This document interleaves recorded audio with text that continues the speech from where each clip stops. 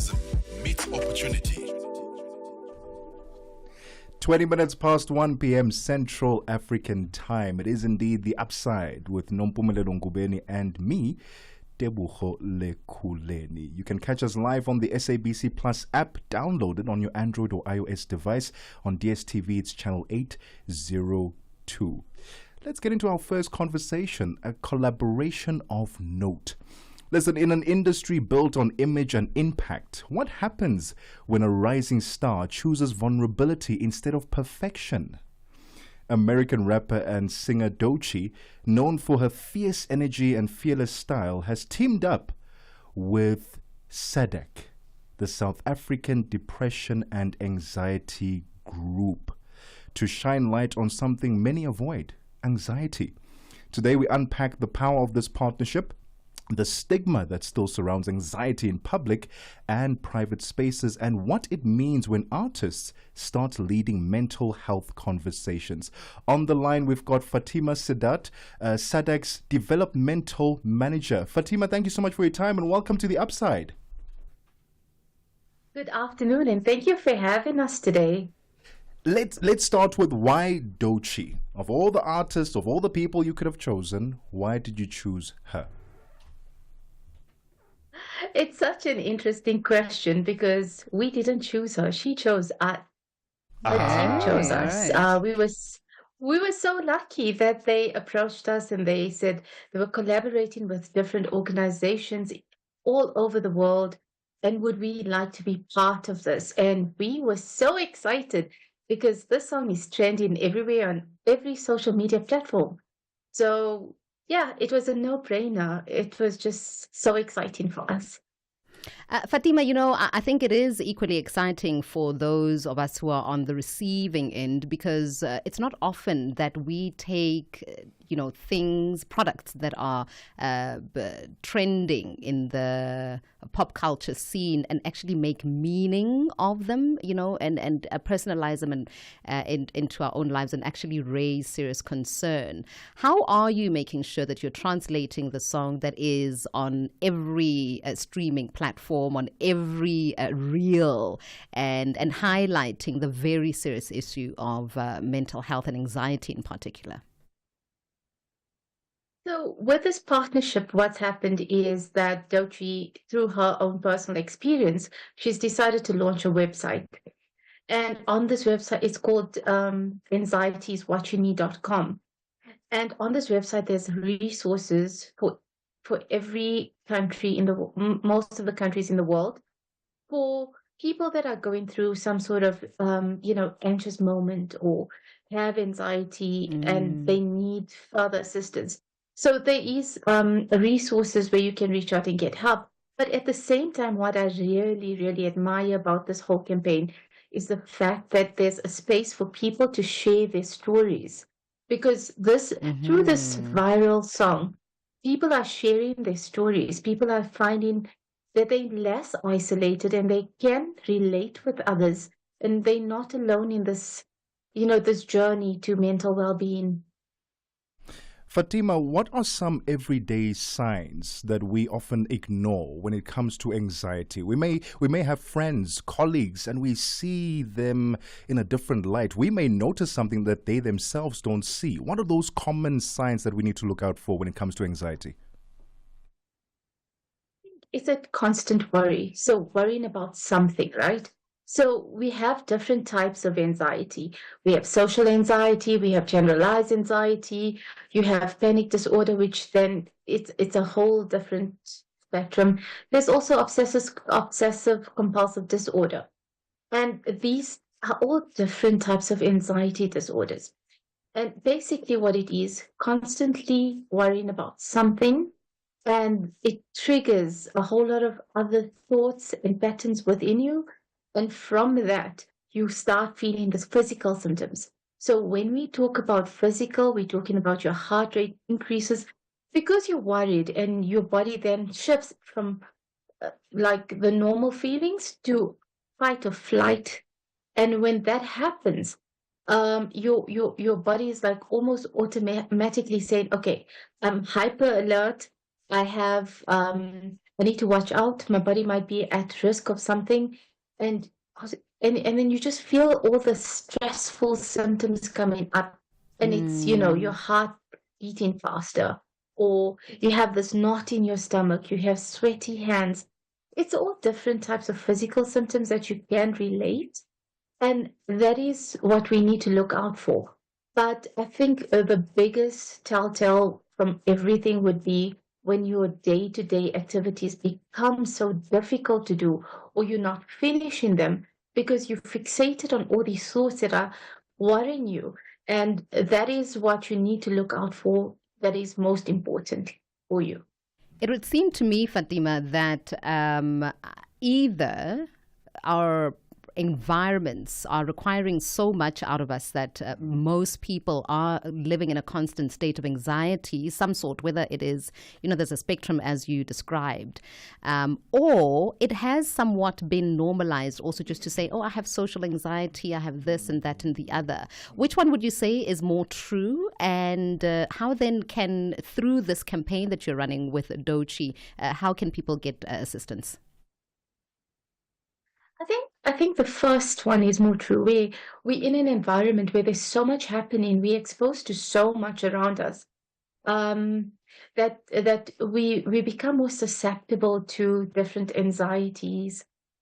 It may not be like proper clinical anxiety, but it's still anxiety on its own, and we shouldn't invalidate how someone feels. So whether first, whether it's clinical or not, you're still having somewhat anxiety. And that could spiral into something that becomes clinical and may impact you on a day-to-day basis. So what we say is, yes, when you see those signs or when you are feeling something, always stop, speak to someone, a professional or mental health support person, and unravel what you're going through, so that you're not having this, you sort of block it out, and then you say it's okay, and then eventually it becomes this full-blown episode where you don't know what to do anymore. It's gone too far. So rather address your situations as they come, so your mental well-being is always, it's okay, and it's not going to take a bigger toll later in life. And Fatima, let's talk about the role that SADC will play during this collaboration. So SADC's the only South African mental health NGO, and we've been noted for our mental health advocacy and all our campaigns that we run throughout the year. For the specific collaboration, we are focusing on anxiety. So we, as we are listed on the global team of people that are on anxietyiswhatyounmean.com, we also sort of fixed our anxiety webpage on our website, because SADC has amazing resources.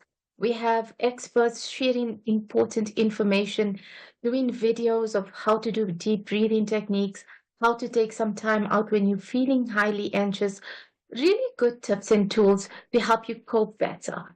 So we've updated our webpage a bit, and we've also hosted our Instagram and Facebook Live yesterday, where we had a conversation with Dr. Kolinda Linda, who's an expert on anxiety disorders and on cognitive behavioral therapy, which is one of the biggest therapies that treat anxiety. And what we are thinking of doing is having a second round of this amazing conversation that we had yesterday.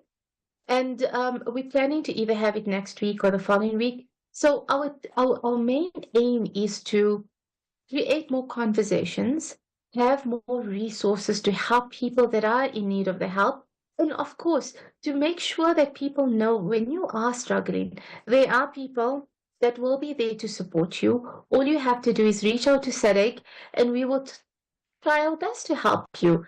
And that's the most important thing, is the increase of awareness, and of course, leveraging of such a trending song that would reach more and more people, because that's where our youth are, and this is what our youth do. They attach to something that is trending, but at the same time, they're being educated on something that's important to help them through whatever they're going through.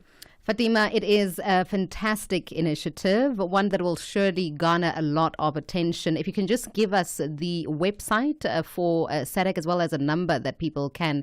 I know that you run a 24-hour hotline. Yes. So we have a 24-hour helpline that is toll free.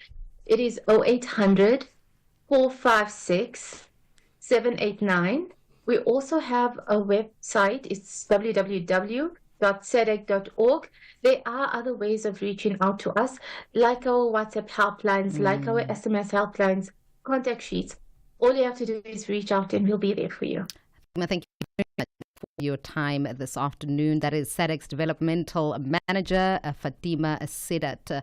It is now time for us to head on over to sports news. It's 31 minutes after 1 Central African time. Musibudi Makura standing by. Surely, Musibudi, surely people are still not talking about Arsenal. Sports on Channel Africa. The African perspective. A very good afternoon from the sports desk. Absolutely, Nompumelelo, they have to speak about Arsenal. It was a famous win out at the Santiago Bernabeu. It also happens to be part of our sports bulletin this afternoon. But I want to touch on some tennis news before we get into that Arsenal win yesterday in the second leg of the UEFA Champions League. So American grade tennis star Serena Williams said she would have been banned for about 20 years and stripped of her Grand Slam titles had she failed a drug test like men's world number one Yannick Sinner did just last year. Sinner accepted a 3-month ban in February following an agreement with the World Anti-Doping Agency, which challenged an independent tribunal's decision to clear him of any wrongdoing after 2 positive tests for an anabolic agent cluster ball. So reigning Australian Open as well as US Open champion Sinner, whose ban will end officially on the 4th of May, has always maintained his innocence, though his case raised questions about whether he had received preferential treatment from the authorities. Iga Swiatek, meanwhile's case also caused some surprise, with the women's world number 2 accepting a 1-month suspension in November of last year after testing positive for the banned substance tremetazidine, while former world number 1 Simona Halep was also banned despite denying knowingly taking a banned drug, also known as roxadustat, and her 4-year suspension was then cut to 9 months in 2024 after an appeal at the sport's highest court, which is also known as a court of arbitration for sport. In an interview with Time magazine, Williams also said she took extra care with what she put into her body during her career in case she ingested something that would get her into trouble. We'll stay with tennis news. Ukraine's Lysia Terezhenko says she will seek justice in court after being subjected to moral abuse by the Women's Tennis Association. So the 35-year-old tennis player says she suffered from panic attacks because of the tour's decision to protect an unnamed senior official after her conscious attack on her. So the player, who considered quitting tennis following Russia's invasion of the Ukraine back in 2022, has spoken regularly about the challenges of competing on the tour against the backdrop of the war. The Ukrainian, ranked 235 in the world at the moment, pulled out of a match in 2023 after suffering a panic attack following a conversation with the WTA leadership about its response to the war. She says the organization has become terrifying and an alien place. On to football news now. Arsenal manager Mikel Arteta has thanked Premier League rivals Manchester City manager Pep Guardiola after his side defeated holders, the defending champions Real Madrid, by 2-1 at the Santiago Bernabeu to reach the semi-finals of the UEFA Champions League. The Spaniard hailed the victory as one of the best nights of his career and also revealed that he had a chat with his former mentor Guardiola on the morning of the second leg before Arsenal claimed a 5-1 aggregate win on the night. Arteta, by the way, worked as Guardiola's assistant at City from 2016 to 2019. Meanwhile, Arteta also took time to heap praises on his team's performance as well as their qualification to the semi-final of the club competition. For the manner and the way we did it, not only by the way we played, but as well with the circumstances, the amount of injuries that we have. So I think overall, it shows the character of this team, of this club, and is a night to be very proud of. Right, so Arsenal will face the host side, Paris Saint-Germain, or rather will host Paris Saint-Germain on the 29th of May in the first leg, aiming for a spot in the final in Munich, having defeated, of course, Paris Saint-Germain at home in the group stages in October of last year. We'll stay with football news. Santos forward Neymar left the field in tears after injuring his leg just 34 minutes into the first start in the Brazilian Serie A Championship this season. The 33-year-old, who returned from 6 weeks with an thigh injury against Fluminense on Sunday, was handed a start against Atletico MG on Wednesday night. So the former Barcelona forward was wearing the number 100 shirt to commemorate his 100th appearance at Santos Vila Belmiro Stadium. But after gesturing towards the bench following Alvaro Barral's goal to put the home side 2-0 up, Neymar sat on the field to await medical attention. It was quickly decided that he could not continue, and a clearly emotional Neymar was taken off the field on a buggy holding his left thigh area that had kept him out of the previous 6 weeks. So Neymar was then consoled by his own teammates as well as former Brazil teammate as well as Atletico MG forward Hulk. The former Paris Saint-Germain forward has made 8 appearances for Santos and also scored 3 goals since returning to the club from Saudi Arabian side Al Hilal just a few weeks ago. And finally, in basketball news, the Basketball Warriors coach Steve Kerr says the Golden State Warriors are right where they want to be after star turns from Jimmy Butler as well as Steph Curry helped overcome the Memphis Grizzlies. Now, the Warriors, who were forced to feature in a play-in game against the Grizzlies after losing to the Los Angeles Clippers in the final regular season game, triumphed 121-116 on Tuesday. So Butler finished with 38 points while Curry had 37 points. This as the Warriors teed up a first-round series against the Houston Rockets. Let's hear from Steve Kerr as he elaborates on that match. I told Steph after the game, what makes him who he is even on a night where he's not really going, he's struggling to make shots, and he makes, the 2 biggest shots of the game. That doesn't just come from skill. That comes from fortitude and fearlessness and incredible self-belief. Jimmy possesses the same thing. Draymond, too, in a different ways, not so much in an offensive way, but just in a winning way. And that's why I believe in our team so much. We've got several guys, on this team, Loon included, who's been here for a long time. They've won titles. And that guy's, taken his teams to the finals a couple times. We got winners in this locker room. And that's a wrap from the sports desk at the Sawa. For any sports stories you would like to share with us, simply send us an email to newsroom@channelafrica.co.za or call us on +27 11714 4459. For Channel Africa Sport, I am Musibu D. Makura. Sports on Channel Africa. The African Perspective. Africa, meet Abedi. Yeah, that's me. Abedi is a music lover through and through. I really love African music. He's got a taste for all kinds of tunes and spends his days listening to Channel Africa. Guess what? He didn't know. Okay. Channel Africa wants to help Abedi and all music lovers everywhere to discover even more incredible music. That is why Channel Africa is calling on all African musicians to submit their music. Musicians, remember to give us all your relevant information. Make your submissions at music@channelafrica.co.za. Submissions are your chance to be heard on radio. But sadly, they do not guarantee that you will be playlisted. All submissions will be carefully reviewed to see if they meet our station's requirement. Channel Africa, the African Perspective. The African Perspective, indeed. This is Channel Africa, and you're listening to The Upside with Nompumelelo Ngubeni and me, Tebogo Lekhuleni. Let's find out what's happening in the world of business with our business news.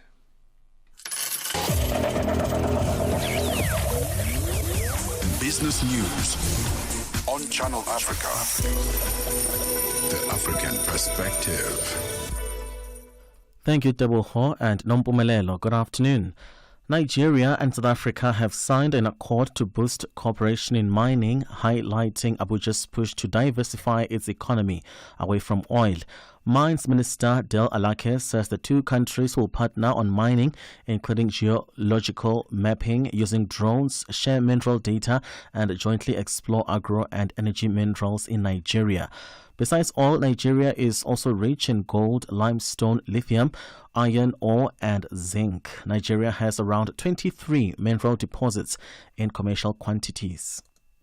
Action SA has raised alarm over power utility Eskom's latest update, revealing that $190 million was spent on diesel in just 30 days, with close on $1.8 billion spent in the first 10 days of April alone. The party says South Africa hasn't ended load shedding, it's simply masking it with an expensive diesel-powered illusion, all funded by taxpayers. Ellen Beasley is Action SA Member of Parliament. I mean, 3.6 billion, it's a massive amount in our country when we've got this budget impasse happening. 3.6 billion is a massive figure. It's literally burnt, disappeared, gone. If you look at the energy availability factor, it's gone down to 56%, which is well below the 70% which they need to stop load shedding. So it is a massive concern. The Public Servants Association in South Africa's Mpumalanga province has expressed concern over what it calls the ongoing suspension of chief executive officers and senior managers at various healthcare institutions in the province, saying that it could impact service delivery negatively. It says that 14 CEOs and managers currently remain suspended by the Mpumalanga Department of Health, with some of the suspensions ongoing since 2022. Flip van der Walt is the acting provincial manager for Mpumalanga PSA. The outcome of the investigations have cleared these managers and CEOs to return to work, but they are still sitting either at home or some of them are given an office in some of the institutions, but they are not getting any work to do or any responsibilities, but they are getting paid. In other news, the U.S. Trade Representative's Office will announce its plan for levying port fees on China-linked ships as part of President Donald Trump's efforts to revive domestic shipbuilding and counter China's dominance on the high seas. On the 17th of April, the one-year anniversary of when USTR launched its investigation into China's maritime activities, is the statutory deadline for the agency to finalize its remedies after concluding in January that China uses unfair policies and practices to dominate global shipping. The Chinese President Xi Jinping is in Cambodia on the last leg of his tour of Southeast Asia, during which he is trying to boost support in the face of U.S. tariffs. He has again called for trade protectionism to be resisted. Xi has already held talks in Vietnam and Malaysia.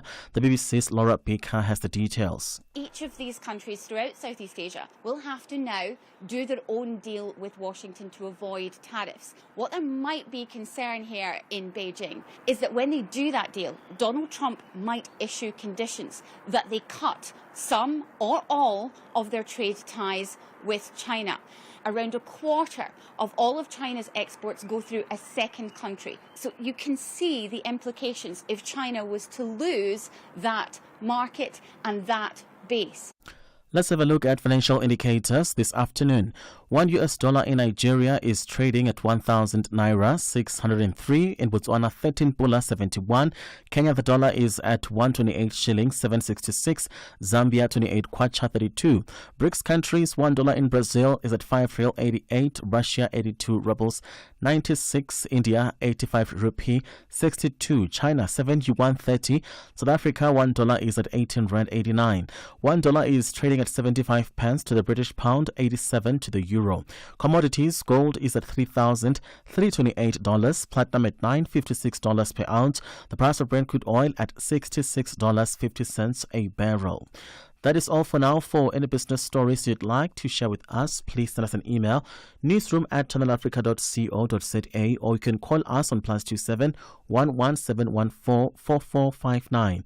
For Channel Africa Business, I am Chanduko Ligege. Business News on Channel Africa.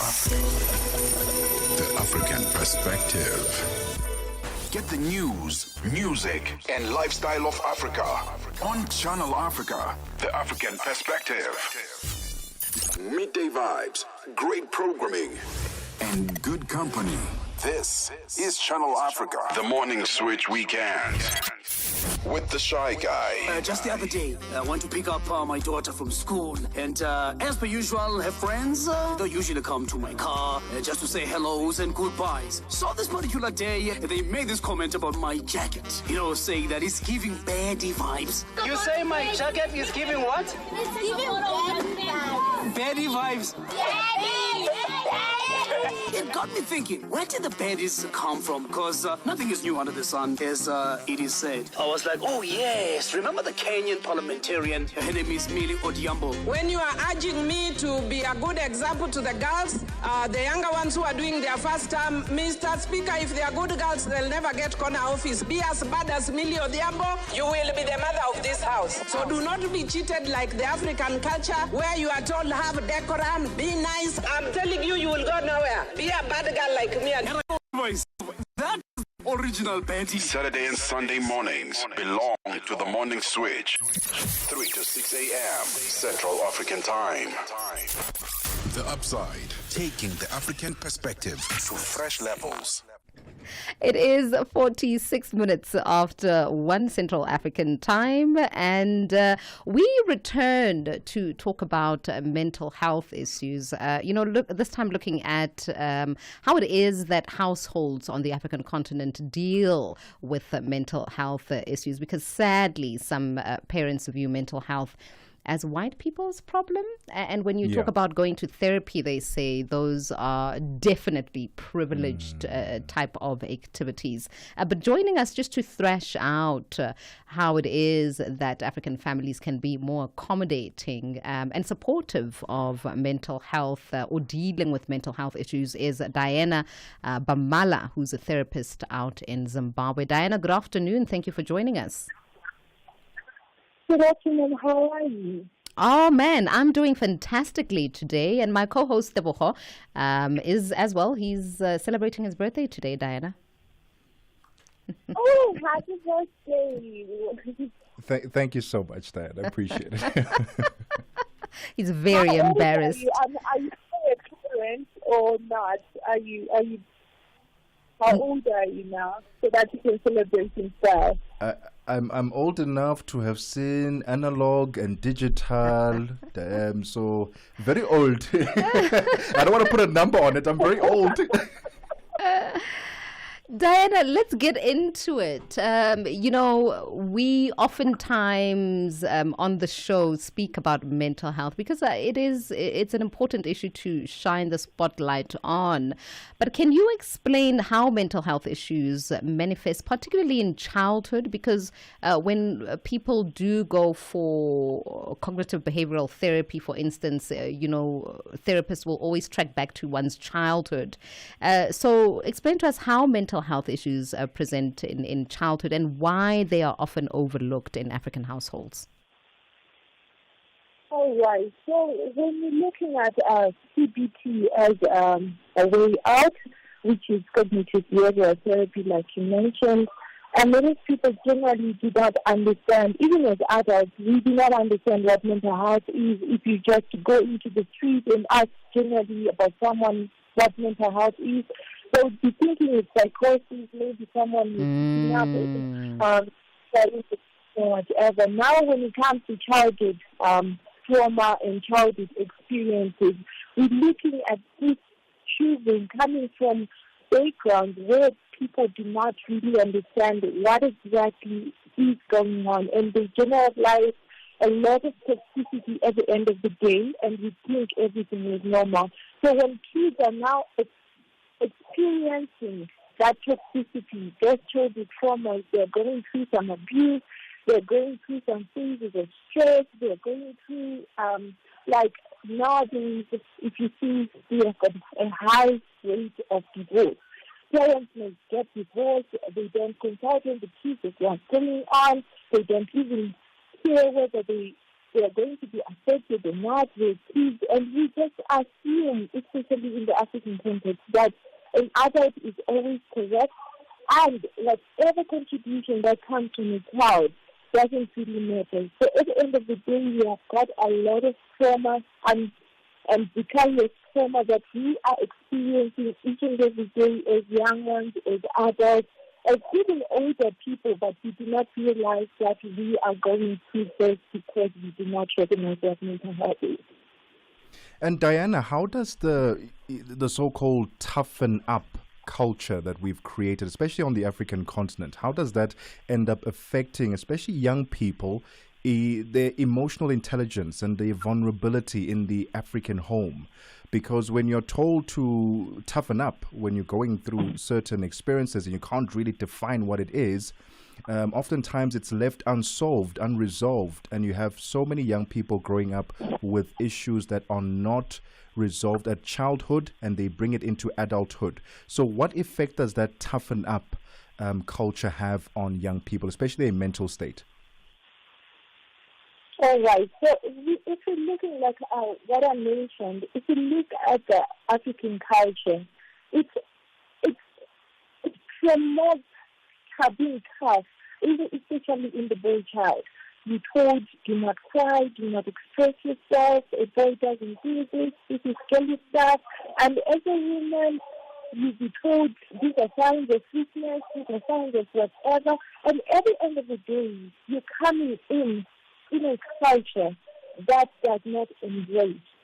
And that only not embracing, because when you're talking about general stuff, when it comes to childhood trauma, it starts when one is in the room, right?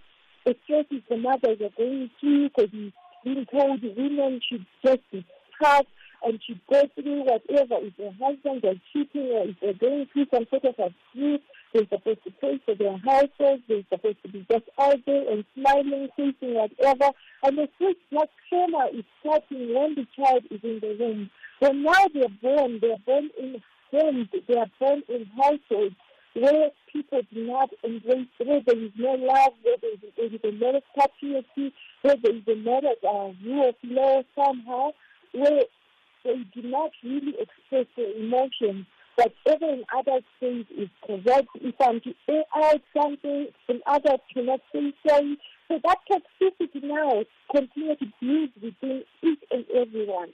And now that when our culture comes in and plays a pivotal role in trauma than any other culture, because we're looking at the Western culture where a parent can say I'm sorry to their child. But can you say sorry to your child? It's like, no. That doesn't really mean anything. Can I say sorry to my child? There we cannot even discuss what our kids are going through because we just assume at the end of the day that kids don't go through stress.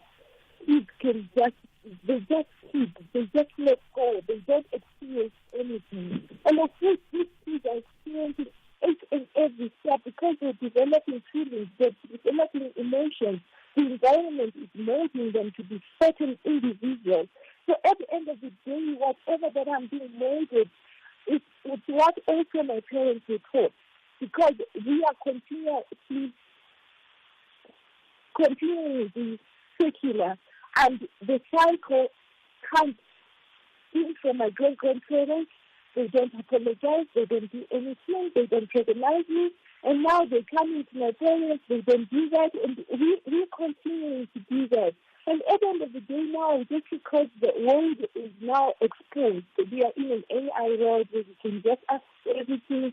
We are in a global world where I can just be talking in Zimbabwe in essays, where I can meet different people. Then now I can realize that, no, I was actually suffering from something, and I didn't realize that I'm going through that.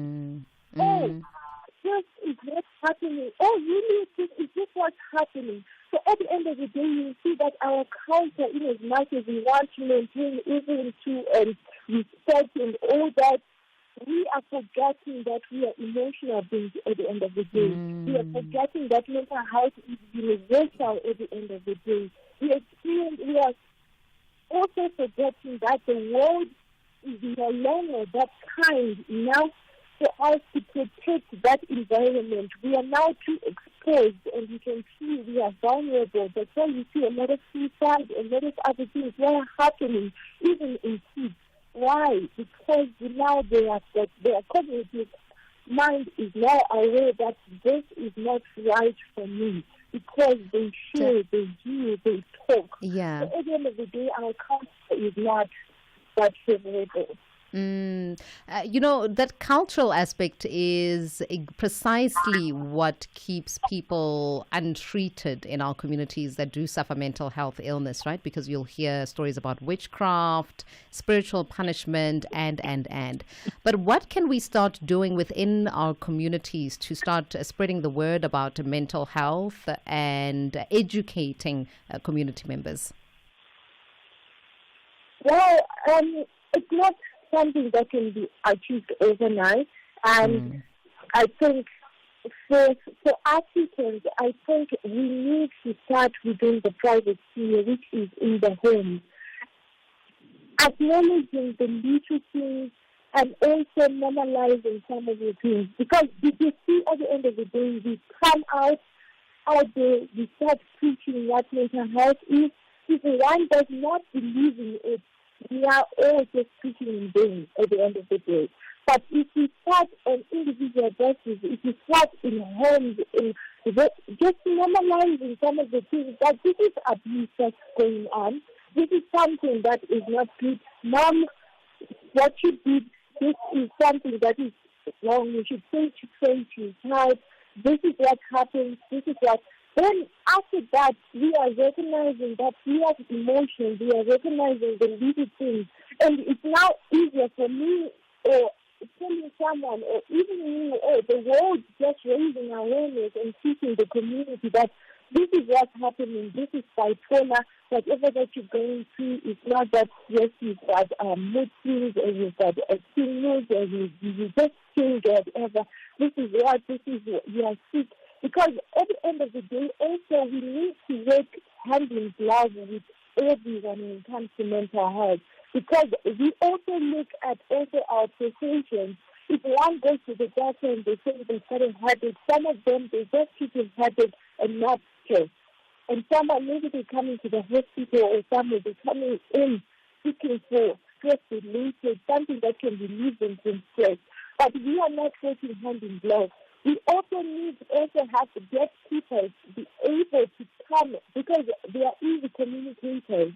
Because the African culture, if you have to go to the real home, maybe the urban homes are the ones that are privileged enough to know that maybe mental health is in. But if you have to go the root where we come from, they do not know. But if you use the gatekeepers from there, the chairmen, the chiefs, whatever that you say, to educate and aware those influential people, not only those celebrities that are in the urban areas that influence a smaller part of the world, but also God is where we belong. Because also what I noticed, especially when it comes to culture, Africans live in our culture so much and we love our culture. Just imagine being told by a chief all about mental health. It's easy to pass that message to the whole world because it's someone they believe in, they trust, and they respect at the end of the day. So we need to have the right communication and the right people to spread the message at the end of the day. And also, we need to be particular when it comes to mental health. It's not something that can just be treated or whatever, because there are so many triggers that come with it. We need to just normalize also regularizing maybe shows or things that people do enjoy, so that it can be something that we are well versed with.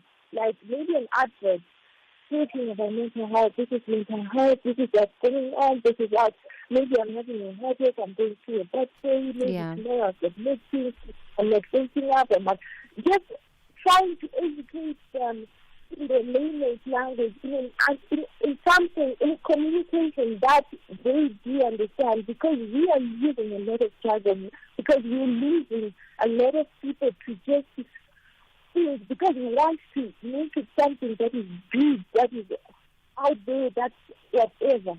But it's not supposed to be like that because people are experiencing something like that. People are going through things that are in their day-to-day lives.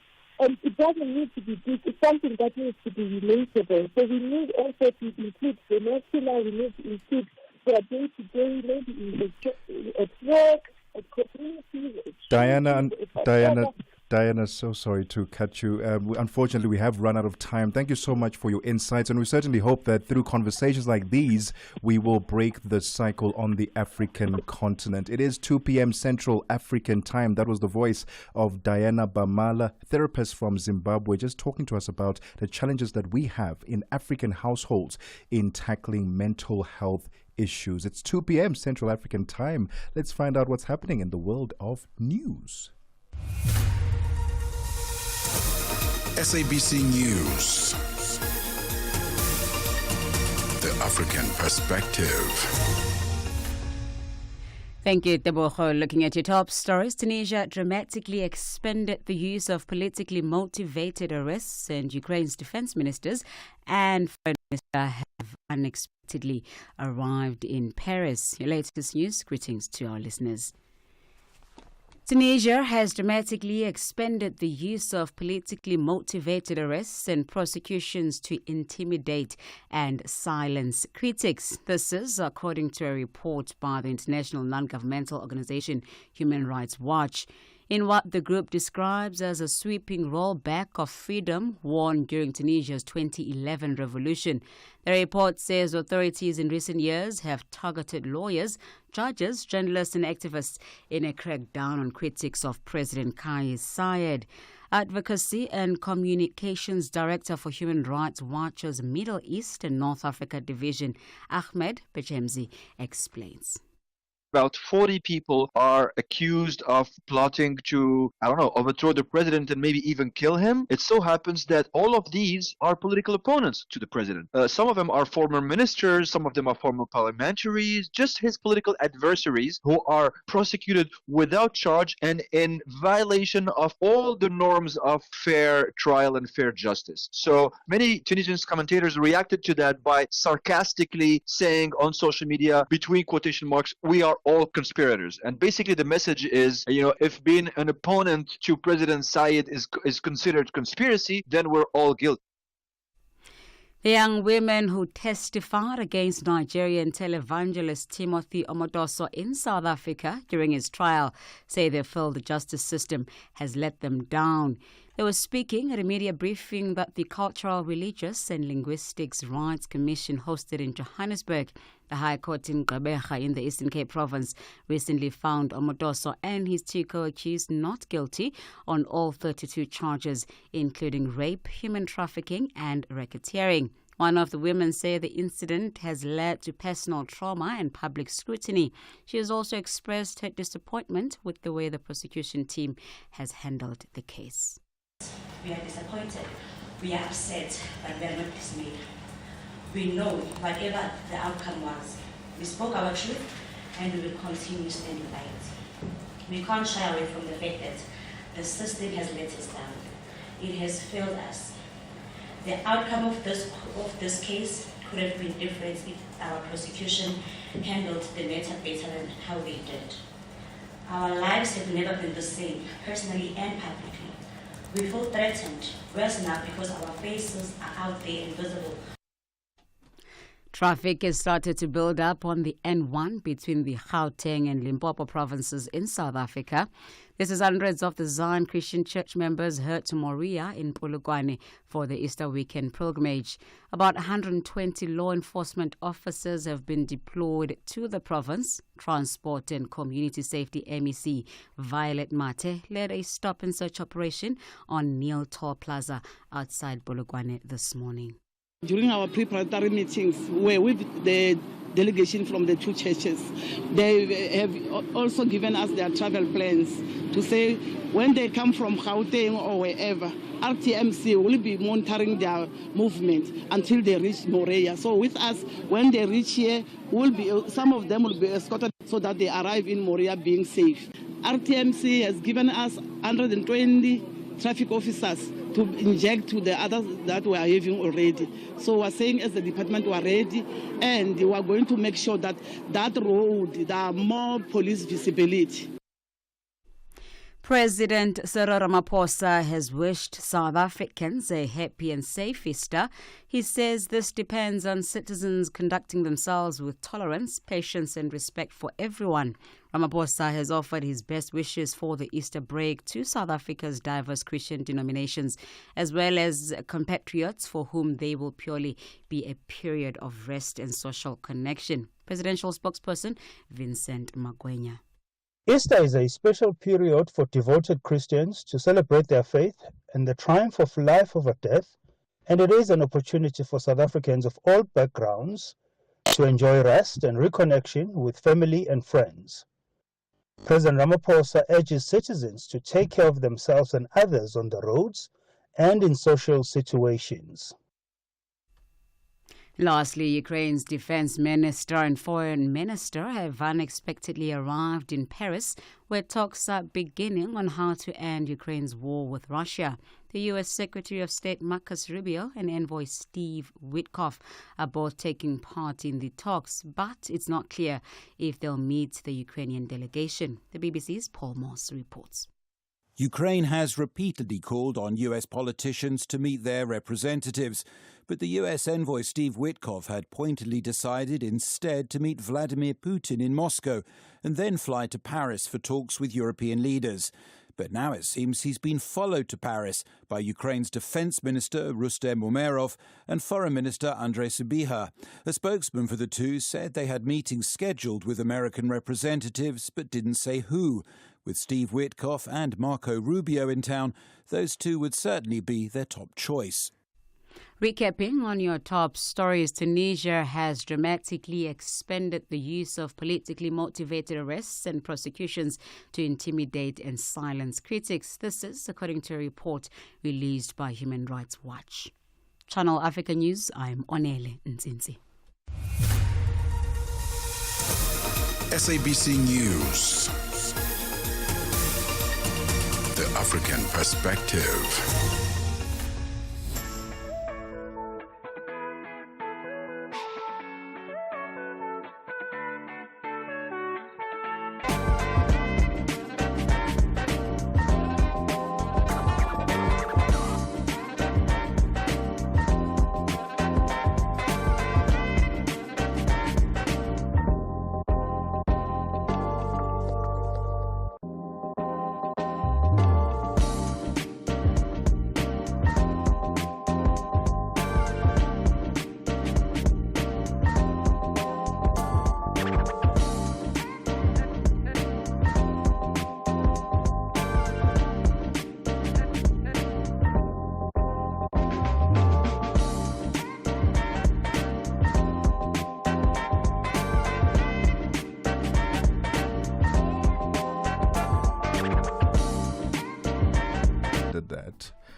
I tried singing a couple of years ago.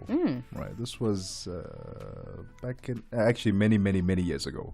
Okay. Right, and I remember being on stage and I froze and I forgot my lyrics. So I made up a few things, and somehow Said never again. It was an English song, but somehow it turned into a Siswati song. There was some, ad-libbing that happened there. No one understood what I was saying, but I was like, okay, cool. I said something. And then I ended it. I got a very bad score. You know how they score you A+, A, what? I think I got like a C or something like that for that. But that was just on lyrics, right? On lyrics, yeah. Yeah. I mean, what that says to me as well is that you're quite creative when under pressure. Yeah, I can come up with a lot of things that generally don't make sense. Oh, it doesn't make sense. Oh, okay, now honestly, here I am trying to give you brownie points. But no, all right, it didn't work out quite as well. If you understood the language. Singing, do you have a singing voice? No. Okay. Some people think that when you have a good speaking voice, somehow you can also sing. Yeah. And you can belt out a note. I'm not one of those. Guy. No. Okay. At some point I thought I was Luther Vandross. And I would sing, dance with my father. Then someone stopped me like, I'm glad you didn't think you're Barry White.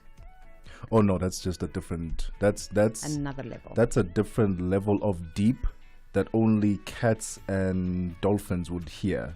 That's the level of deep that Barry White has, and I don't have it yet. Okay. We're working on that. I think maybe if I start smoking in a couple of years' time, I'll get there. All right. Okay, let us know what you think. Okay, do you think that Tebogo could sing if he tried hard enough?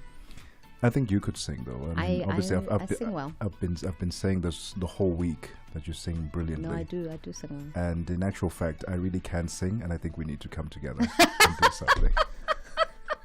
Coming up in this hour, we are going to be reflecting on World Art Day. It's a movement that is gaining momentum, and its rise really does reflect contemporary art, but many other types of art, right? Yeah. But I think when I found out about World Art Day, the existence of World Art Day was probably 2020. 2020. Yeah, Okay. 2020. 2019, 2020. Celebrated on the 15th of April, so it was a couple of days ago. So we'll reflect on that and also the booming African art market. It's one that we all need to be a part of. I'm going to start painting this year because of that. Look, I do think there is still some criteria on whether you're good or not. You can't just run or ride on a wave because there is a wave. No, There are people. I don't think it works like that. There are people who literally put paint on their hands and then they put it on a canvas, and that's art worth $1 million.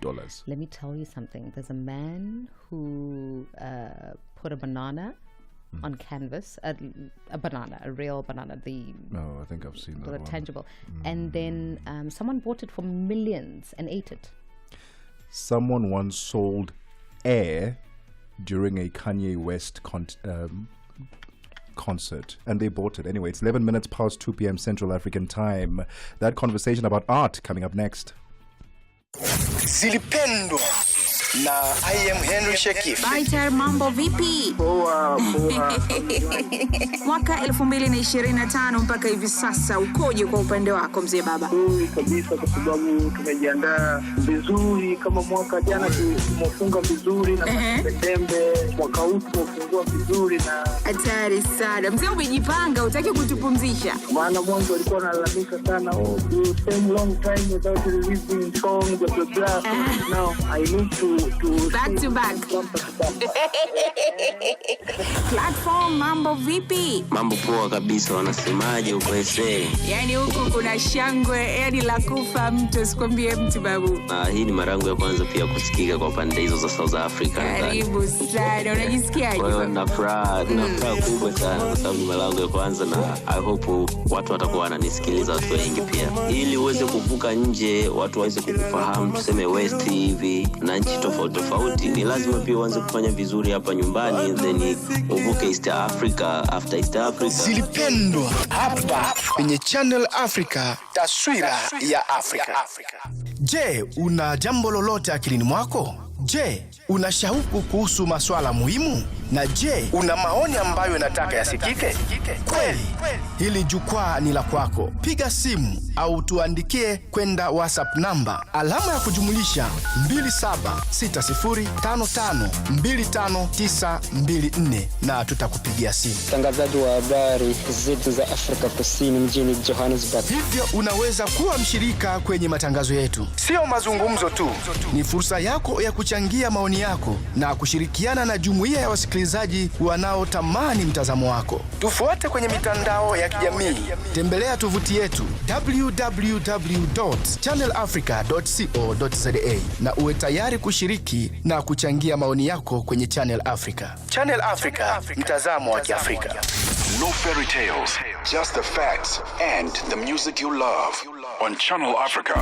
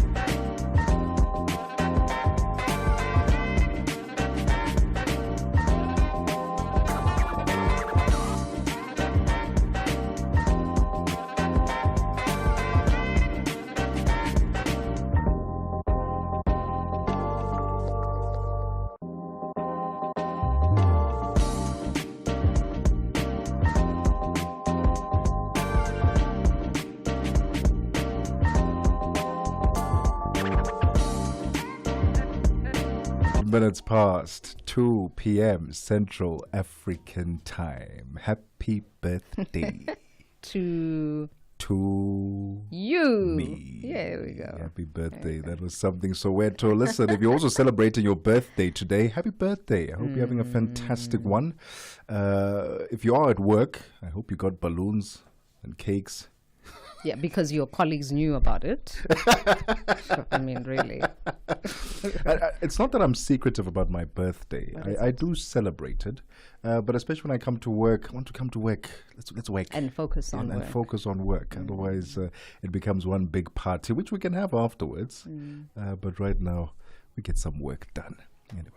You can catch us live on the SABC Plus app. Download it on your Android or iOS device. Stream us on www.channelafrica.co.za. On social media, it's at Channel Africa 1 on X, Instagram, TikTok, YouTube, and at Channel Africa on on the birthday Facebook. Boy. Yes, you can see me. You can see Nompumelelo in studio looking resplendent. So check us out on our social media platforms and hit us up on the WhatsApp line. Let us know where you're listening to us from at +27 63 406 9126. When we come back, we'll speak all things art. We are speaking all things art. So you can get some tips about your for your budding career. Absolutely. I wanted to ask, what's the best birthday gift you've ever received? Man, presents as in not things. Presents. Okay. The presence of people. So I had a friend of mine actually planned my 30th birthday party. Okay. Yeah, a surprise. Yeah.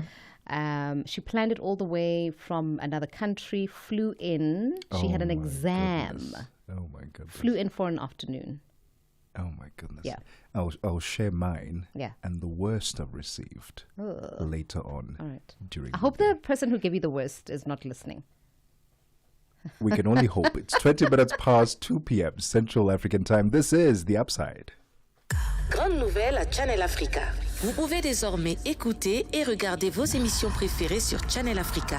Channel Africa diffuse maintenant en direct sur Internet et sur tous nos réseaux sociaux de 6h à 21h, heure d'Afrique centrale. Sur Channel Africa 1. Téléchargez l'application SABC Plus ou visitez notre site internet www.channelafrica.co.za et rejoignez-nous en direct sur toutes nos pages réseaux sociaux Channel Africa 1. Channel Africa est désormais en diffusion audiovisuelle uniquement pour le plaisir de vos yeux et vos oreilles. Channel Africa, la perspective africaine. Connecting Africa to the world. The Upside. Your daily dose of inspiration, innovation, and untold stories from across Africa. With Nompumelelo and Tebogo. 20 minutes past 2 p.m. Central African Time. It is indeed The Upside with me, Tebogo Lekhuleni, and Nompumelelo Ngubeni. Art is not just an expression, it's economy. Its legacy, its power. And as the world celebrated World Arts Day on the 15th of April, we turn our gaze to the African continent, where a creative revolution is quietly gaining global attention. Today, we speak to Marelise van Zyl, CEO of Aspire Art and a pioneer in Africa's fine arts scene, about why contemporary African art is no longer just a culture, but serious capital. Good afternoon to you, Marelise, and welcome to The Upside. Good afternoon. So nice to be here, but I have to just disappoint you on one point. You're not speaking to Marelise, our CEO. You're speaking to Kolisa Thomas. I head up art advisory at Aspire Art. It's no disappointment at all, Kolisa. We're very happy to be speaking to you this afternoon. We certainly are. Listen, Kolisa, let's talk about the art culture, not even the art culture, but the art market. It has grown over the last decade. Can you tell and pinpoint exactly what is fueling this momentum at the time? Yeah, you're absolutely spot on that. I mean, the contemporary African art market has experienced remarkable growth over the past sort of decade. And there are a couple of factors contributing to that. The first is global demand. The second is institutional support. So you're getting, a high-profile global museum acquiring or buying art from the continent. And I think the rise of digital platforms has really opened up or democratized the art space, where you're now allowing more and more people to view African art, African artists, to learn more about their craft, their work, their practice. And the other thing that's contributed to the growth is the growth of a local and diasporic collector base. So these are the buyers of contemporary African art, exclusively, white or Western buyers. Now you have a significant black, local, South African and African buyer base. So this has really elevated African artists to international prominence. And I think the other factor is the record-breaking auction sales by contemporary African artists. That gains a lot of attention globally in the news. It puts a spotlight on that artist. It puts a spotlight on where that artist is from. And that immediately gives greater visibility. And then also the growth of global art fairs. In South Africa, we have the Joburg Art Fair, the Cape Town Art Fair, but there are art fairs in every major art city all over the world, as well as, institutional art, major art events like biennales, where artists are highlighted, and there's been a considerable shift to look at African artists who have been overshadowed in these major institutions over the last decade.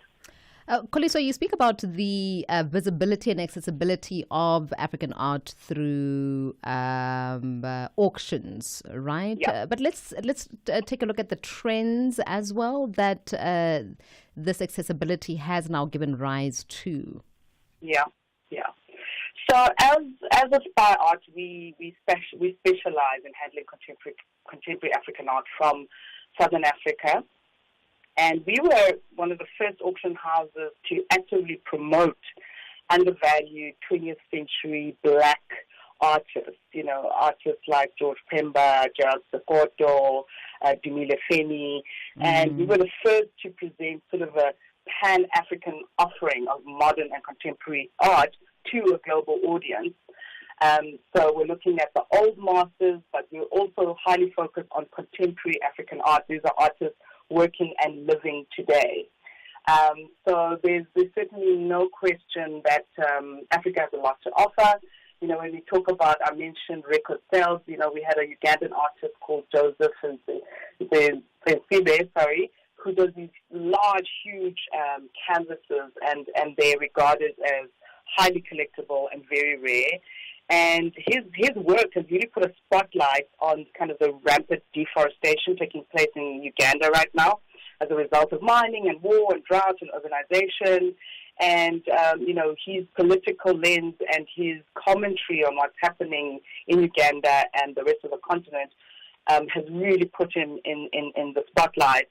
And, last year, 2020, we sold one of his debut work in South Africa for $924,000 on auction. Sorry, what? This was his debut work? Debut work with us.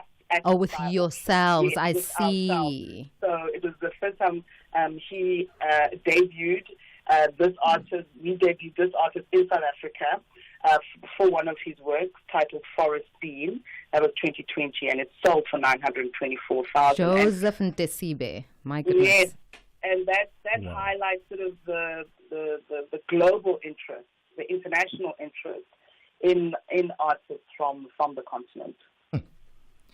There seems to be something that you are doing as Aspire Art, because record-breaking sales, whoever sort of lists their art with Aspire Art tends to sell out and get record sales. What is it that you're doing right that perhaps others are not seeing at the moment?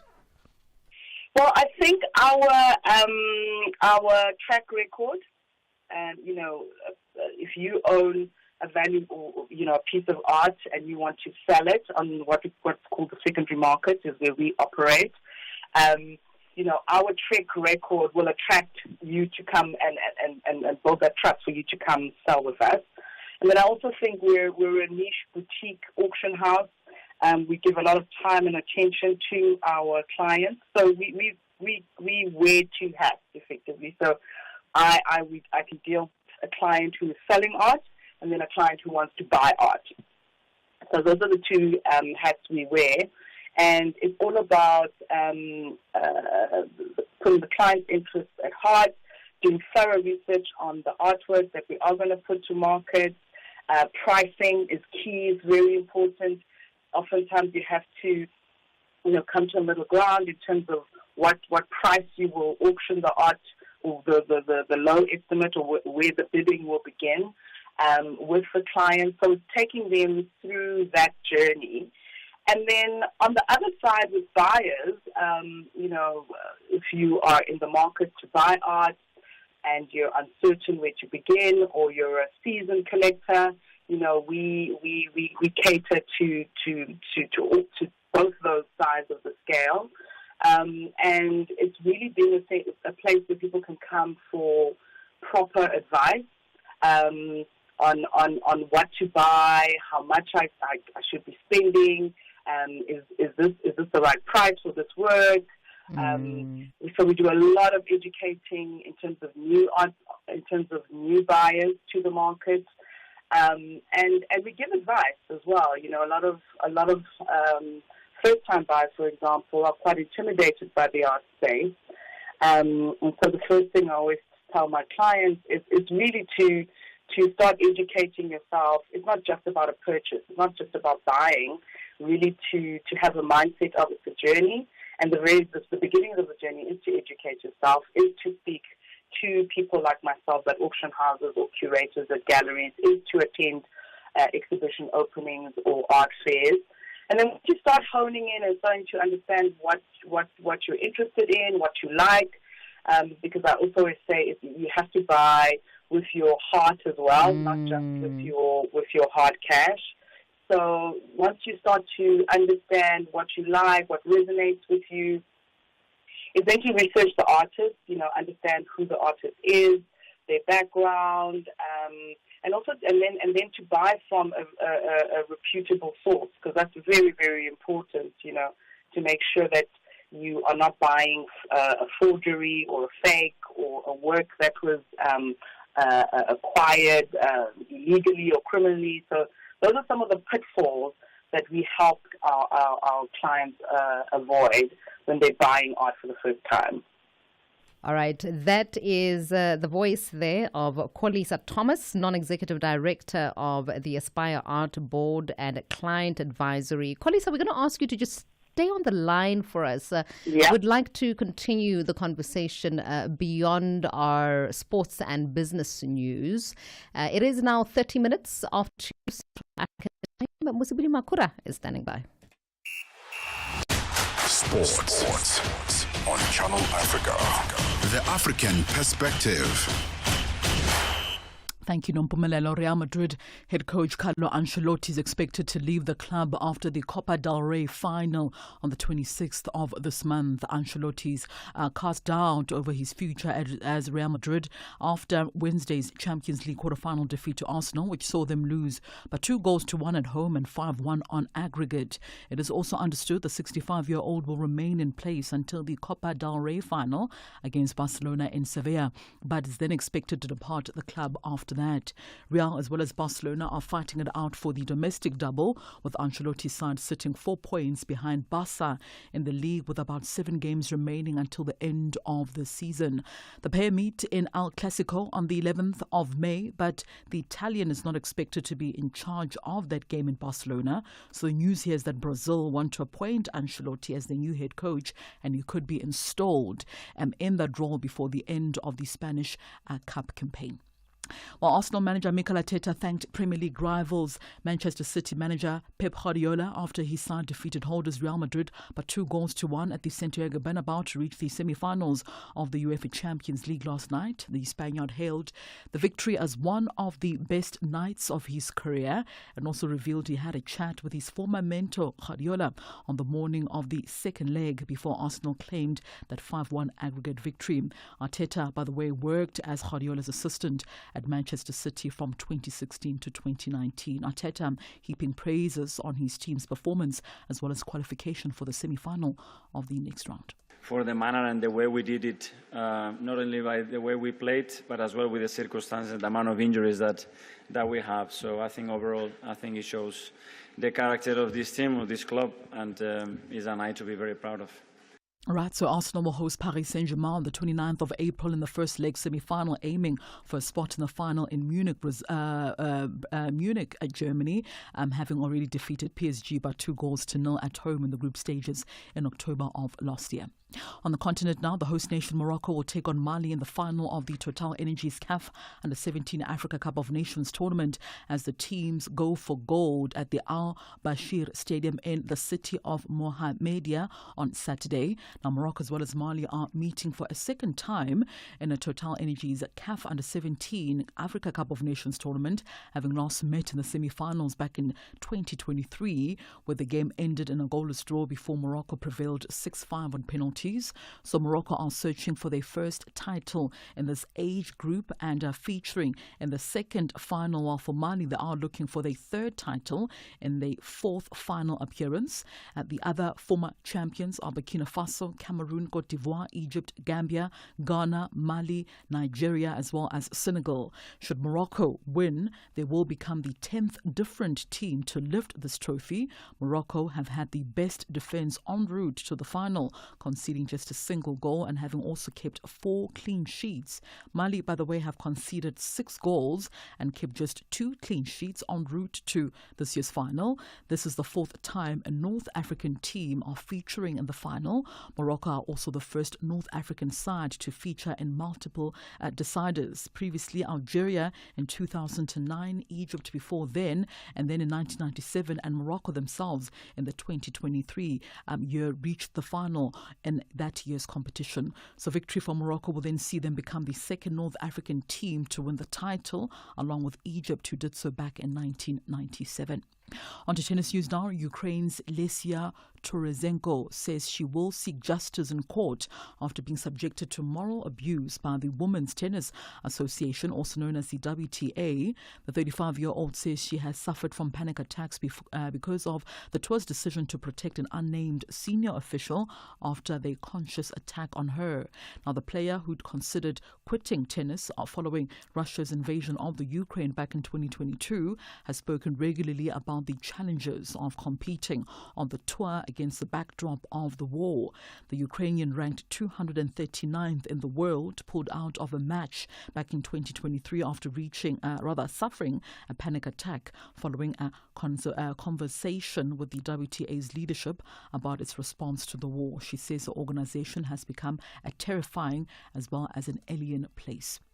And finally, in basketball news, the Basketball Warriors coach Steve Kerr says the Golden State Warriors are right where they want them to be after star turns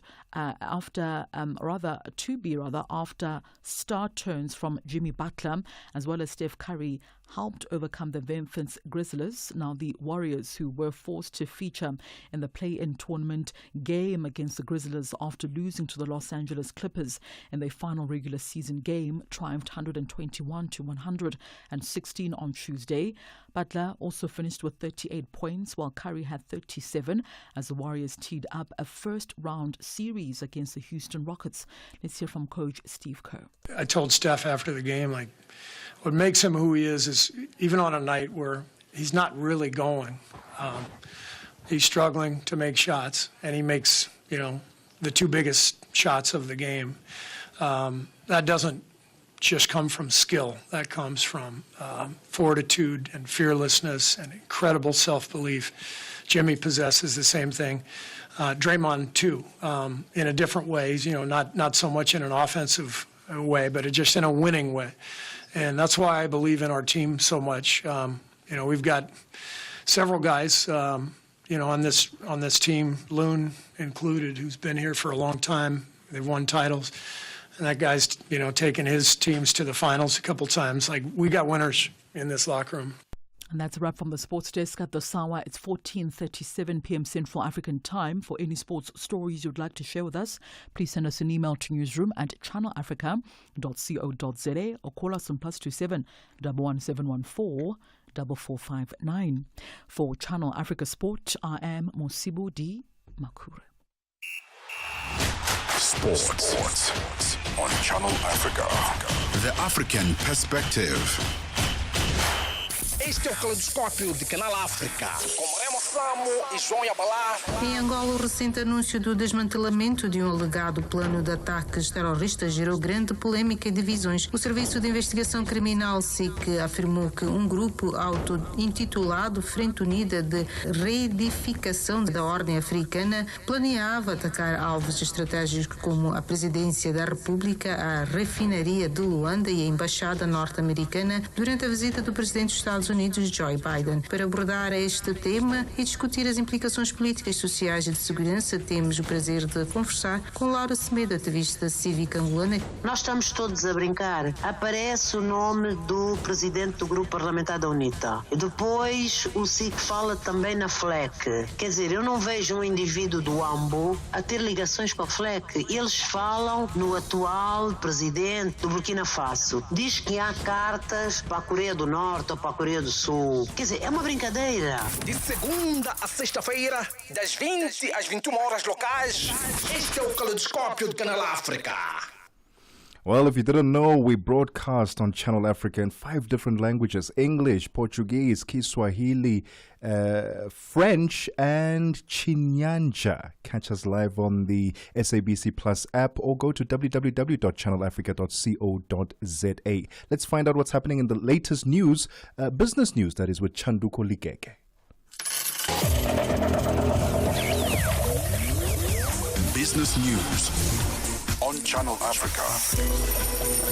The African Perspective. Thank you, Tebogo and Nompumelelo. Good afternoon. Nigeria and South Africa have signed an accord to boost cooperation in mining, highlighting Abuja's push to diversify its economy away from oil. Mines Minister Dele Alake says the two countries will partner on mining, including geological mapping using drones, share mineral data, and jointly explore agro and energy minerals in Nigeria. Besides oil, Nigeria is also rich in gold, limestone, lithium, iron ore, and zinc. Nigeria has around 23 mineral deposits in commercial quantities. Botswana's central bank held its main lending rate at 1.90%, citing balanced risks to the inflation outlook despite global economic uncertainty sparked by U.S. tariffs slapped on most countries. The Bank of Botswana maintained its monetary policy rate for the 4th meeting in a row after a hold decision in February, December and November. Inflation in Botswana edged up to 2.8% year-on-year in March from 2.7% a month earlier. Action SA has raised alarm over power utility Eskom's latest update, revealing that $190 million was spent on diesel in just 30 days, with close on $1.8 billion spent in the first 10 days of April alone. The party says South Africa hasn't ended load shedding, it's simply masking it with an expensive diesel-powered illusion, all funded by taxpayers. Alan Beasley is Action SA Member of Parliament. I mean, 3.6 billion, it's a massive amount in our country when we've got this budget impasse happening. 3.6 billion is a massive figure. It's literally burnt, disappeared, gone. If you look at the energy availability factor, it's gone down to 56%, which is well below the 70% which they need to stop load shedding. So it is a massive concern. The U.S. Trade Representative's office will announce its plan for levying port fees on China-linked ships as part of President Donald Trump's effort to revive domestic shipbuilding and counter China's dominance on the high seas. On the 17th of April, the one-year anniversary of when USTR launched its investigation into China's maritime activities, is the statutory deadline for the agency to finalize its remedies after concluding in January that China uses unfair policies and practices to dominate global shipping. The Chinese President Xi Jinping is in Cambodia on the last leg of his tour of Southeast Asia, during which he is trying to boost support in the face of U.S. tariffs. He has again called for trade protectionism to be resisted. Xi has already held talks in Vietnam and Malaysia. The BBC's Laura Pica has the details. Each of these countries throughout Southeast Asia will have to now do their own deal with Washington to avoid tariffs. What there might be concern here in Beijing is that when they do that deal, Donald Trump might issue conditions that they cut some or all of their trade ties with China. Around a quarter of all of China's exports go through a second country. So you can see the implications if China was to lose that market and that base. $1 in Nigeria is at 1,000 naira 603. In Botswana, 13 pula 71. Kenya, the dollar is at 128 shilling 766. Zambia, 28 kwacha 32. BRICS countries, $1 in Brazil is at 5 real 88. Russia, 82 rubles 961. India, 85 rupees 62. China, 71.30. South Africa, $1 is at 18 rand 89. $1 is trading at 75 pence to the British pound, 87 to the euro. Commodities, gold is at $3,323. Platinum at $954 per ounce. The price of Brent crude oil, $66.29 a barrel.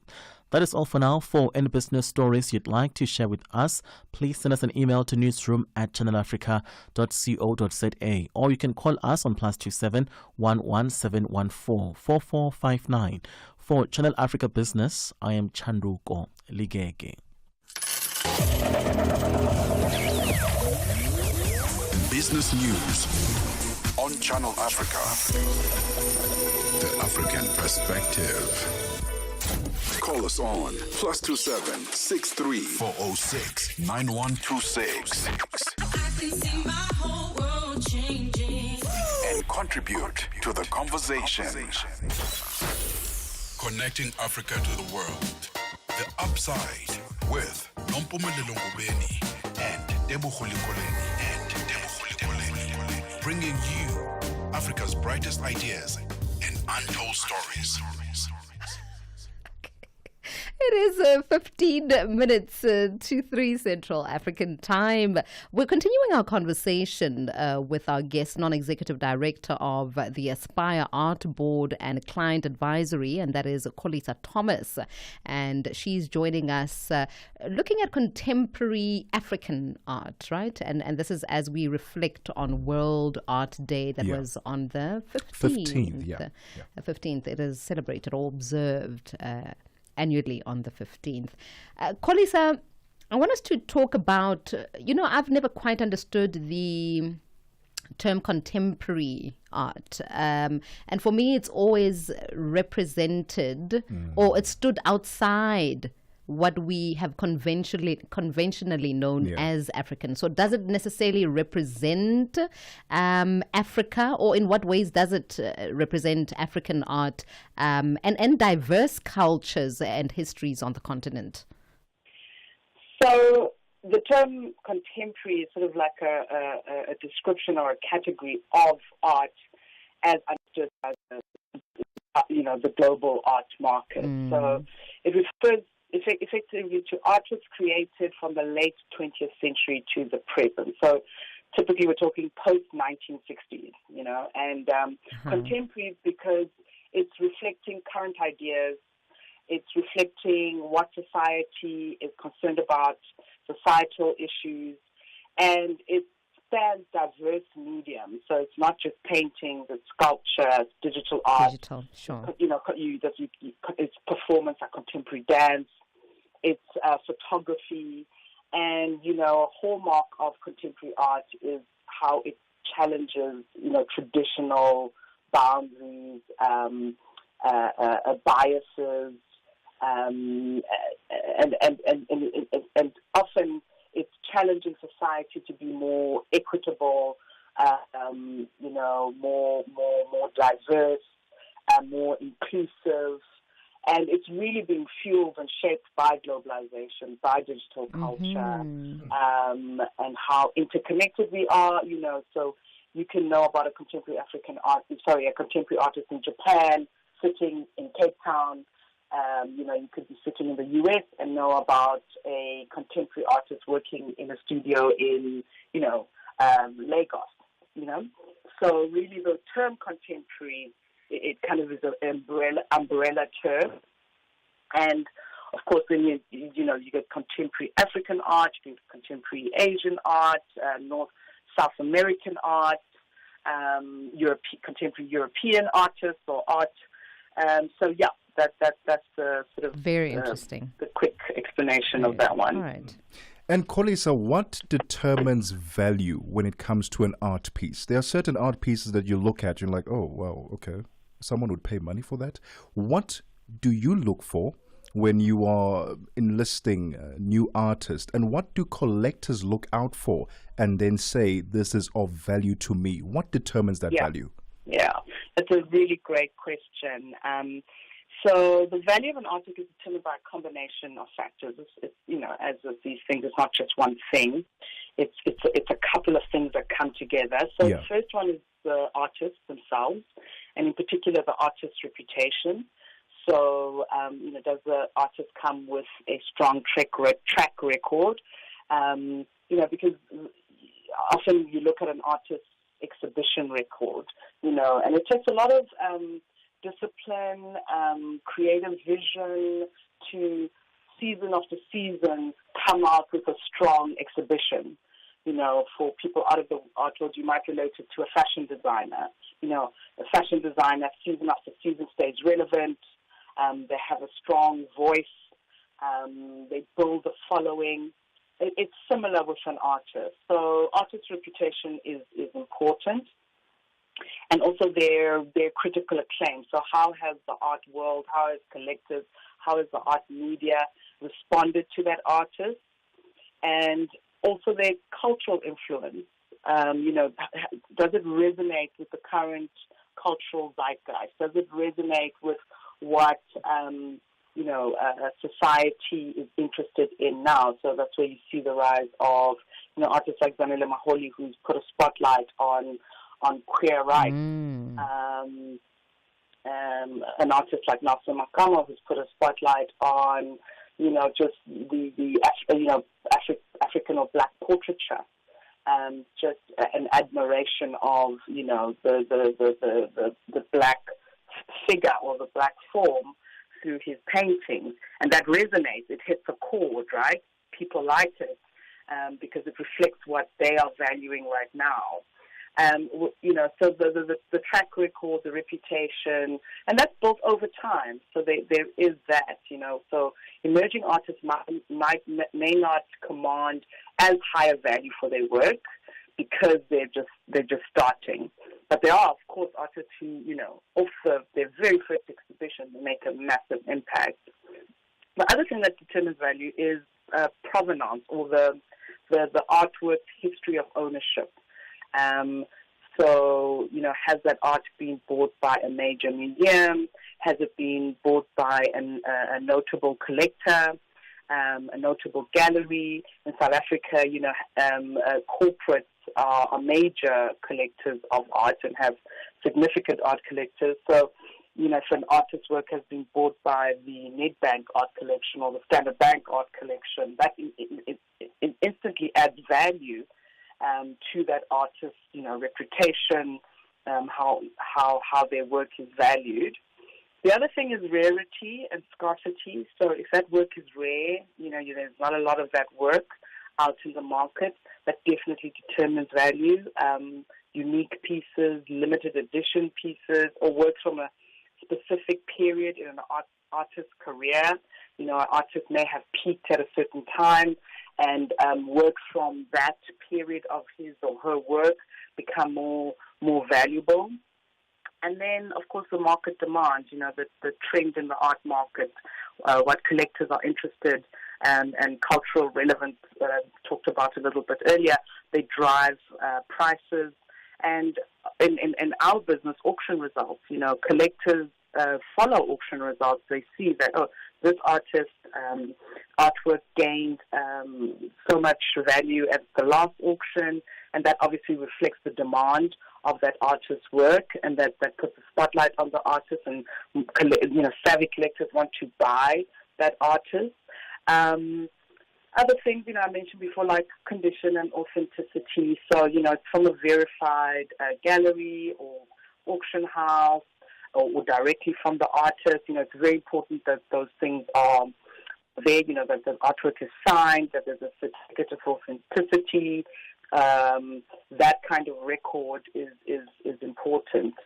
And there are other more simpler things like the size of the art, the medium or the material used. Sculptures need the materials of a sculpture, and they tend to be bigger and heavier, so they tend to command a higher price. And cultural and historical significance. That's the other important thing. We talk about the when I mentioned earlier about Aspire's focus on Black modernist, artists from kind of pre-apartheid era that have been overlooked, but are doing incredibly important work. So that becomes now art of cultural and historical significance, and that adds to the value as well of the artwork. And what has digital art done then to the normal mediums? So the canvases that we see, has that done anything in terms of the value of artistry, but also authenticating it? I know that now people are also using Bitcoin to buy. There's a whole new era that is booming. I mean, you find galleries such as Usurper who are also just focusing on digital artworks. Yeah, that's also another great question, and certainly digital art has impacted the art market. It's undeniable. It's another form of expression, right? Where an artist may use may paint or may use a camera to take a photograph, or they may chisel at a stone. This form of art, digital art, is an expanded kind of artistic expression. So it allows artists to create work digitally and to distribute their work globally without any physical constraints, lowering the barriers to entry for collectors. And, there has been a boom, and, I always say you have to be wary of booms and things that hit the market with a bang, like we've seen with Bitcoin and NFTs, because with that, there's a lot of speculation, right? I mean, previously I was just talking about how, the value of art is built over time, whether that's the artist's track record, the artist's reputation, its exhibition. With the NFT boom and digital art, things are moving very quickly, and we can see now it sort of peaked in the early 20s, with the introduction of blockchain ownership, allowing clients to buy digital art through blockchain. So there was massive expansion, but also massive speculation. A lot of new investors were attracted, but there's a lot of volatility, a lot of unhappy buyers. So yes, it's new. It's a new type of artistic expression. But I would always caution, to do your research, speak to experts in that area, so that you're confident that you're making the right decision. Sure. Kolisa, thank you so much for your time, for your insights. Where can people see some of your artwork as Aspire Art? Is there a website, a location that they can go to? Absolutely. You can find us at aspireart.net. That's our website. You can sign on to get our newsletters, so you're always up to date as to what's happening. Currently, we have a online auction, so we do 4 online auctions a year, and these are really targeted at new collectors or buyers who want to buy art that's a lot more accessible, and also who don't want to, have the pressure of bidding on the day as our live auctions are. Our online auction has actually opened today, 30th of April, and it's today and will last till the 30th of April. So you have time to view the works, to place your bid. If somebody outbids you, you get an immediate notification on email to say you bid 2,000 Rand for this work. Someone has bid 2,200. Would you like to bid, 2,500? So it's kind of safer that way for a new buyer, because you have time to decide just how far you're going to bid, and you have time to look at the artwork. You have time to, share it with your partner or whoever, or get advice from an advisor to get more research about the artwork you want to buy. Is this a good buy? Who's this artist? What's their reputation like? What's the investment value of this art down the track? So it's a great way to start buying through our online auctions. And I'd encourage everybody to go onto our website and have a look at our latest autumn collection, which is really, really superb. Kolisa, thank you so much for your time and for joining us on The Upside. It's a pleasure. It was wonderful chatting to you both. Thank you. Lovely chatting to you. That was Kolisa Thomas, Non-Executive Director of the Aspire Art Board and Client Advisory. It's 2 minutes before 3 p.m. Central African Time. Nompumelelo, what caught your eye? All right. There is a family. In fact, I had wanted us to play a bit of an audio from the family in question, but we're probably not going to have time in this. We're not going to have time. Okay, so a South African family, and they are Caucasian. They decided to have a bit of a closer look into their helper's life. Their helper lives in in Mamelodi, okay, right? And they live in a. I'm very confused by. They live in a what do you call it? I can't get the word. RDP. No, not RDP. A shack. Yes, but what are the shack dwelling? What is that? A township. It's not a township, man. Informal settlement. There we go. Informal settlement. Keep up, Tebogo. A Makosi. Is that what they call it? Oh, they've got a Makosi somewhere in but they've got various names. I mean, they come up with the most bizarre names, these informal settlements. In fact, because we're running out of time, let's come back in the next hour and let me give you the tea properly, because it is the top of the hour. Onele Nzinzi is going to give us everything we need to know from the globe. SABC News,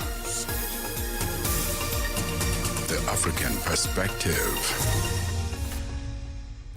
Well, thank you, Mpumi. Looking at your top stories, Tunisia dramatically expands the use of politically motivated arrests, and Colombia declares a nationwide health emergency over yellow fever deaths. Your latest news, greetings to our listeners. Tunisia has dramatically expanded the use of politically motivated arrests and prosecutions to intimidate and silence critics. This is according to a report by the international non-governmental organization Human Rights Watch. In what the group describes as a sweeping rollback of fears worn during Tunisia's 2011 revolution, the reports say authorities in recent years have targeted lawyers, judges, journalists and activists in a crackdown on critics of President Kais Saied. Advocacy and Communications Director for Human Rights Watch's Middle East and North Africa Division, Ahmed Banchemzi, explains.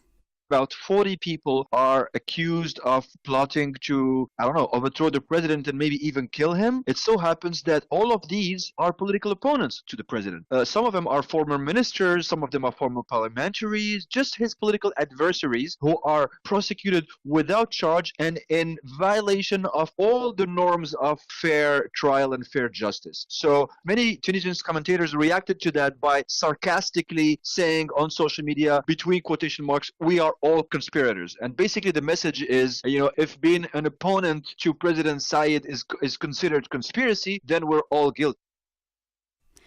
The South African Border Management Authority has deployed more officials to curb the illegal activities, including smuggling of people and goods at the Bay Bridge border post in Messina in the Limpopo province. The port of entry processes a high number of travelers during the Easter weekend.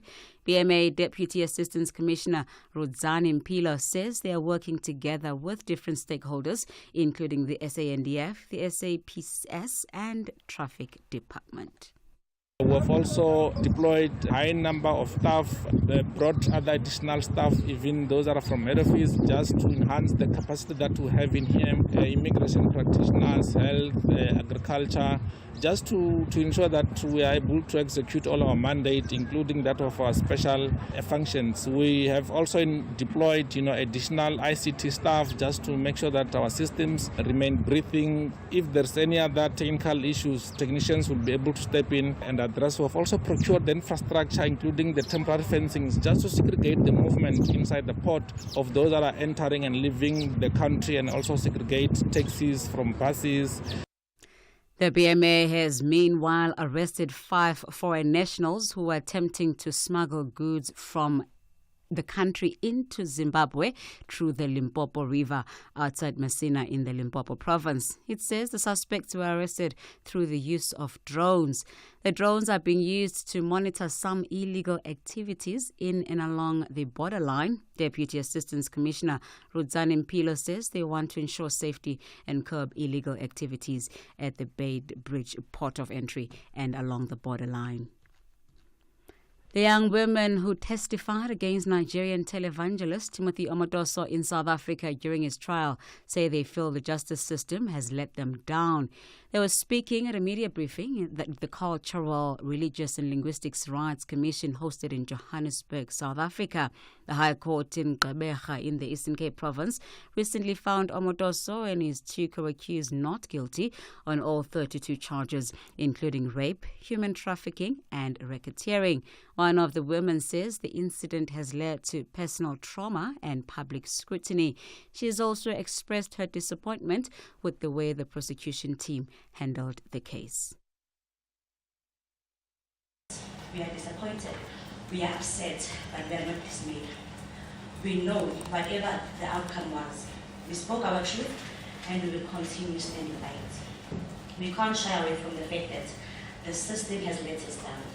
It has failed us. The outcome of this case could have been different if our prosecution handled the matter better than how they did. Our lives have never been the same, personally and publicly. We feel threatened, worse now because our faces are out there and visible. Lastly, the Colombian government has declared a nationwide health emergency after at least 34 people died of yellow fever. The government has urged people to get vaccinated ahead of the Easter weekend, a time when many Colombians travel to warmer areas where the mosquitoes that spread the disease are more prevalent. Health Minister has said that those going to high-risk areas would be required to show proof of vaccination. At a public health post in the capital, this resident, David Suarez, explains why he was queuing for a vaccine. For 2 reasons. One, for personal health, because I am going to travel, and second, for a social reason, which is simply to comply with what the president has told us and be aware that this is everyone's problem. We have to get the vaccine so this virus does not spread. Recapping on your top stories, Tunisia has dramatically expanded the use of politically motivated arrests and prosecutions to intimidate and silence critics. This is according to a report released by Human Rights Watch. Channel Africa News, I am Onele Nzinzi. SABC News. The African Perspective.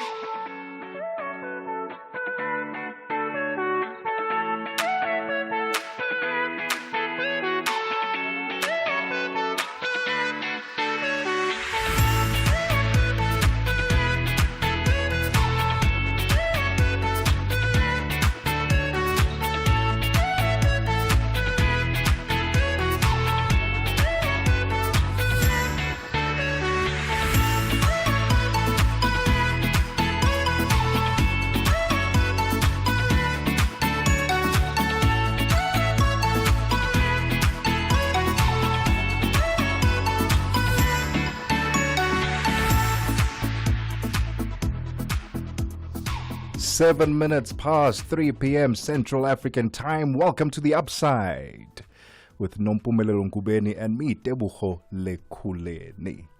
Catch us live if you still don't know where to listen to Channel Africa. Very disappointed, very sad. But perhaps you want to tell your friends and your family where else they could listen to. Maybe you're streaming us on www.channelafrica.co.za. You can catch us on DSTV channel 802, OpenView channel 628. And don't forget that you can now stream us live on our social media platforms at Channel Africa 1 on X, Instagram, TikTok, YouTube, and at Channel Africa on Facebook. Where are you listening to us from this evening, or this afternoon rather? I know it's evening somewhere, but this afternoon, where are you listening to us from? The WhatsApp line, +27 63 406 9126. It's the Thursday edition of The Upside. Final hour. Can you believe the hours have just gone by yet again? Well, good news in store for our listeners as well as yourself on that note, because we're going to have special broadcasts tomorrow, as well as on Monday. So both Tebogo and I have our wish granted of, you see, lobbying management helps. It works. I'm excited. It works. Should we tell them that we need cars?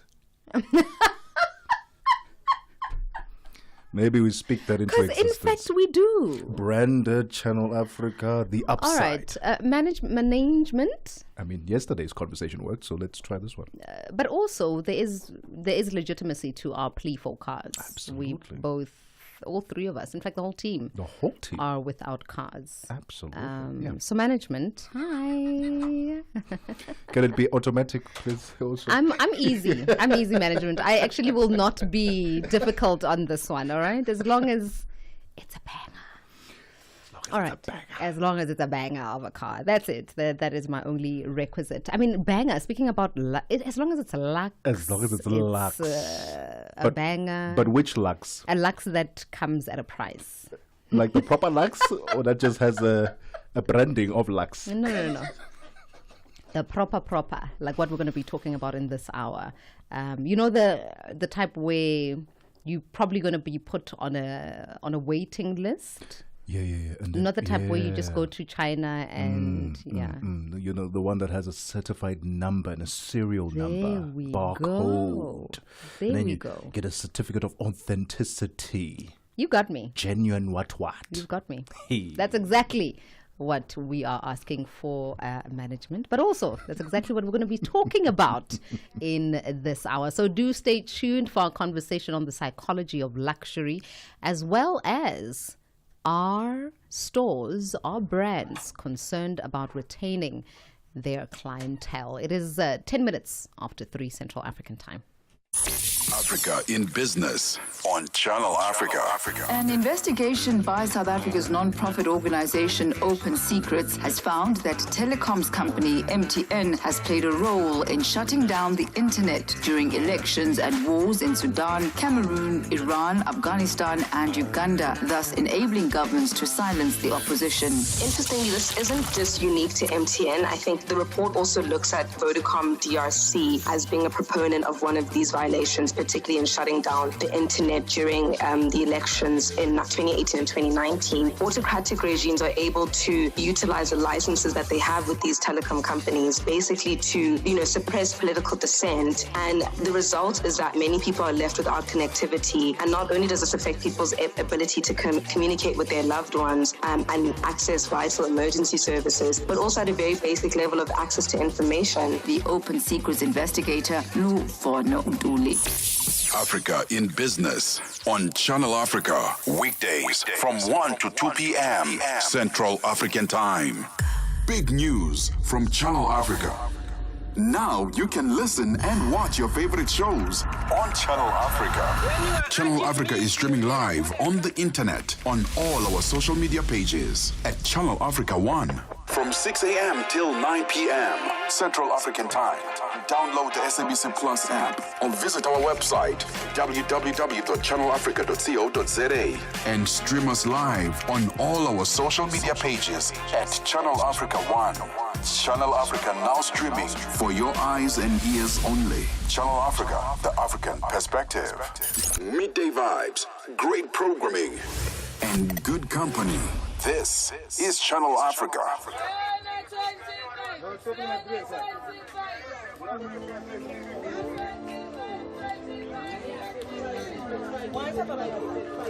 champesha champonyana pamukusao ili ashile mfualile bane awe nalishupa nga wafualanga James Sakala abati yori wakale kanwa maguchi na mavesashi abanyoli awe nishwa kusumina na konsole abakashana baleti nga wafuale chitenge yeye bachikula bwangu kumwena muiti kwembe maliposa bachikula bwangu kumwena mo nomba kafuale shani kumakonga fuale shani kumakuweba kafuale shani pamulungu kafuale shani nowadays balambona fembulinga na popo katiyo wapachamboli valensa rushankotiza inosha chikalambana sana tishamayo mfala mapedo mfale garagata mfale mariposa mfale bemuda nombatufala diyo gorgeous Jordan wow good soldiers you look nice high gorgeous wow feel gorgeous you look nice down ufala sati ni dedi yo tosa nikabane fefeni fyo ndekeni nemwine nkwanisha moyo mwadi mpata igo party na garagata Budo don't judge me because I don't wear Versace Gucci whatever you call it Budo not umbone kemba patunza pato fuere barakata na polishi vino nzoele naoneka ningosile nene monsi mwe mwanche badi mwe maizi na Nike tefya kuline fwade mpapapa ya chifulile bachikula bwangu kumwena muiti kwembe maliposa bachikula bwangu kumwena mo nomba kafuale shani kumakonga fuale shani kumakuweba kafuale shani pamulungu kafuale shani nowadays balambona fembulinga na popo katiyo wapachamboli valensa rushankotiza inosha chikalambana sana tishamayo mfala mapedo mfale garagata mfale mariposa mfale bemuda nombatufala diyo gorgeous Jordan wow good soldiers you look nice high gorgeous that's wow feel gorgeous you look nice ela yama tungen salon kakengo west katinje chalo Gana sona boringo ninji ala sanda ya kaluvasat eko twale fwala bemuda na garagata na dangali kufwayo kubalagata etolo sipepe kale nintumbila la yamata pekale sona naike ya mukomfana kachite vyati kuntwana mufiri mbana titenge matilio mimonekele fyapesile mkonya kilo chitenge yeye bachikula bwangu kumwena muiti kwembe maliposa bachikula bwangu kumwena mo nomba kafuale shani kumakonga fuale shani kumakuweba kafuale shani pamulungu kafuale shani nowadays balambona fembulinga na popo katiyo wapachamboli valensa rushankotiza inosha chikalambana sana tishamayo mfala mapedo mfale garagata mfale mariposa mfale bemuda nombatufala diyo gorgeous Jordan wow good soldiers you look nice high gorgeous that's wow feel gorgeous you look nice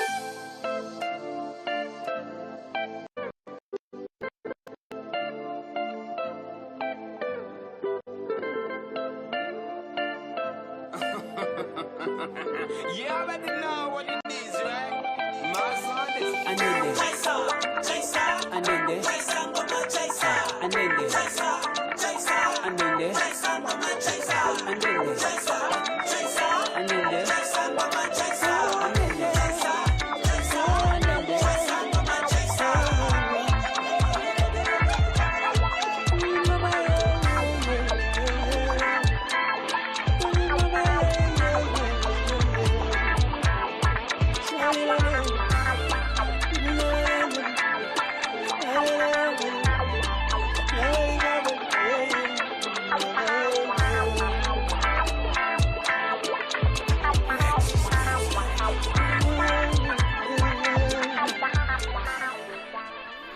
Sixteen minutes past 3 p.m. Central African Time. Was that Dior? Is that part of? It is Dior.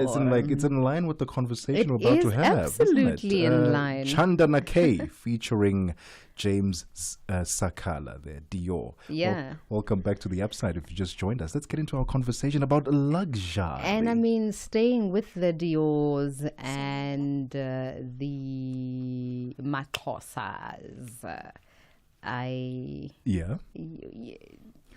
a couple of, weeks ago, we woke up and US President Donald Trump had decided to slap a hefty 145% tariff on Chinese imports, right? And now China has hit back and they have imposed counter tariffs.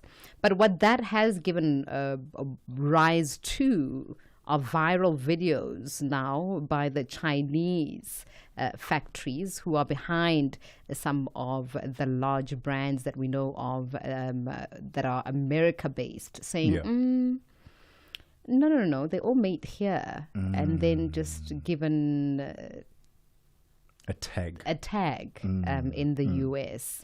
So rather come straight to the maker and cut out the and cut out the middleman.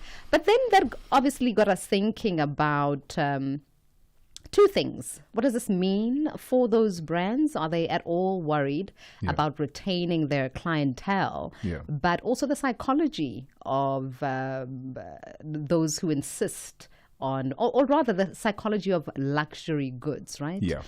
Because now that there is a debate online by those who say, well, watch me wear Dior from head to toe, seeing as I'm going to get it at a fraction of the price. And then the other school of thought that says, well, you were never a Dior consumer to begin with if you're going to do that. And joining us to have both conversations is Soli Mweng, brand expert and founder of Don Valley Reputation Managers, as well as Michael Zahariv, who is a co-founder of Luxity. Let me say hi to you first, Soli. Thank you for joining us. I'm so delighted to be part of this conversation. Thank you very much. It is an exciting one, isn't it? It is indeed. Michael, hi. Good afternoon. Thank you for coming back. Great to be with you again. All right. Let me start with you, Soli. I mean, earlier on today, I was asking a colleague who is a consumer. I won't say who because I might get into trouble with her. And I said to her, are you going to continue buying from these luxury brands? And she said, well, she won't comment. And I thought it was an interesting answer because I think there's a lot to be said about how you perceive yourself, right? When adorned in that clothing. And Soli, I want you to make a comment on that when we come back from this very short break. It's 20 minutes after 3 Central African Time. Este é o Caleidoscópio de Canal África, com Remo Samo e João Yabalá. O surto da cólera em Angola tem causado grande preocupação, afetando já mais de metade das províncias do país. Simultaneamente, a Agência dos Estados Unidos para o Desenvolvimento Internacional, USAID, um dos maiores doadores mundiais de assistência humanitária, decidiu não priorizar os países com maior incidência de malária. Para discutirmos as causas do alastramento da cólera em Angola e os impactos dessa decisão da USAID, convidamos o Dr. Jeremias Agostinho, médico e mestre em saúde Pública para partilhar a sua visão sobre o tema. A doença, nesse momento, representa o maior risco de saúde pública que nós temos. Nos últimos anos, a nossa preocupação esteve sempre centrado com os casos de malária, os casos de tuberculose e também de infecção por VIH-Sida. A forma como, em pouco menos de 2 meses, os casos de cólera vêm aumentando, acaba por representar, nessa altura, um dos maiores desafios que o país tem. É expectável que, nesta fase, o número de casos venha a aumentar. De segunda a sexta-feira, das 20 às 21 horas locais, este é o Caleidoscópio do Canal África. We are on Open Views Audio Bouquet. Channel 628. Join Tebogo and Nompumelelo on the upside, where optimism meets opportunity.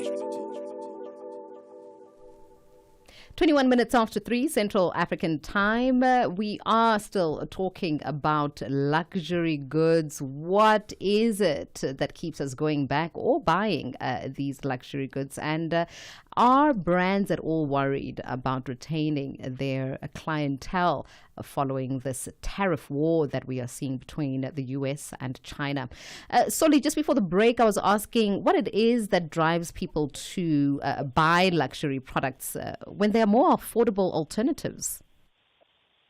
I think it's every brand perception is in the head. It's the ideas that you make in your head about what it means. Also, where it comes from, whom are you buying the brand for? I used to be the head of corporate comms and PR at Woolies, and all the brand managers reported to me. And we had this thing that, say, black people in South Africa just love to be pushing a trolley filled with food out of Woolies. But if you said to somebody, let me buy a Woolies branded suit, it's a totally different perception. And it's so true. And then, so I think that people, look, there are brands that like Hermes, that hold on to where they come from. You will not find them, say, in factory stores because they know that it cheapens them, and the brands that don't mind where they come from. But in the heads, in the minds of certain people, China is regarded as a cheap producer of stuff. I'd rather get my Italian brand from Italy than from China because China is mass produced. So it really depends on what kind of idea a person, and each one will have their own ideas in their heads about what it means, what this brand means to them, what it means for them to say, I'm wearing this brand, and it only comes from a place where you have to afford what I can afford to get. It's not like you're going to meet any Tom, Dick, and Harry wearing the same brand. And Michael, SA's largest pre-owned luxury reseller, Luxity. Let's talk about how does this then impact the credibility of people buying and purchasing from businesses like yourself. How has this impacted you? Well, I think it's quite interesting because, there's a lot of misconception, especially about these videos that they've created. The videos are, for the most part, when talking about luxury brands specifically, almost entirely false. A lot of the time they're using fashion industry generalizations.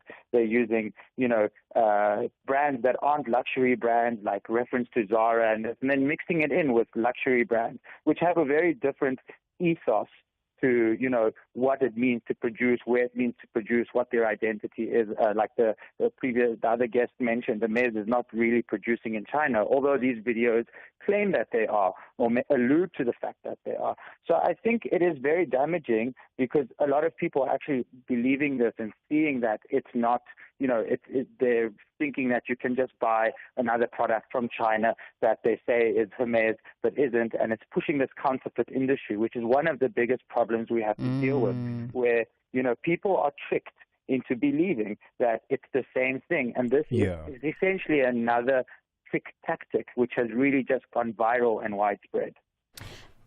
Soli, Michael mentioned something very important there, and it's the ethos of a brand, right? And I would like to think that these luxury brands really build their dynasties on an ethos or a story that they stand by. Tell us about the importance of having an ethos for these luxury brands.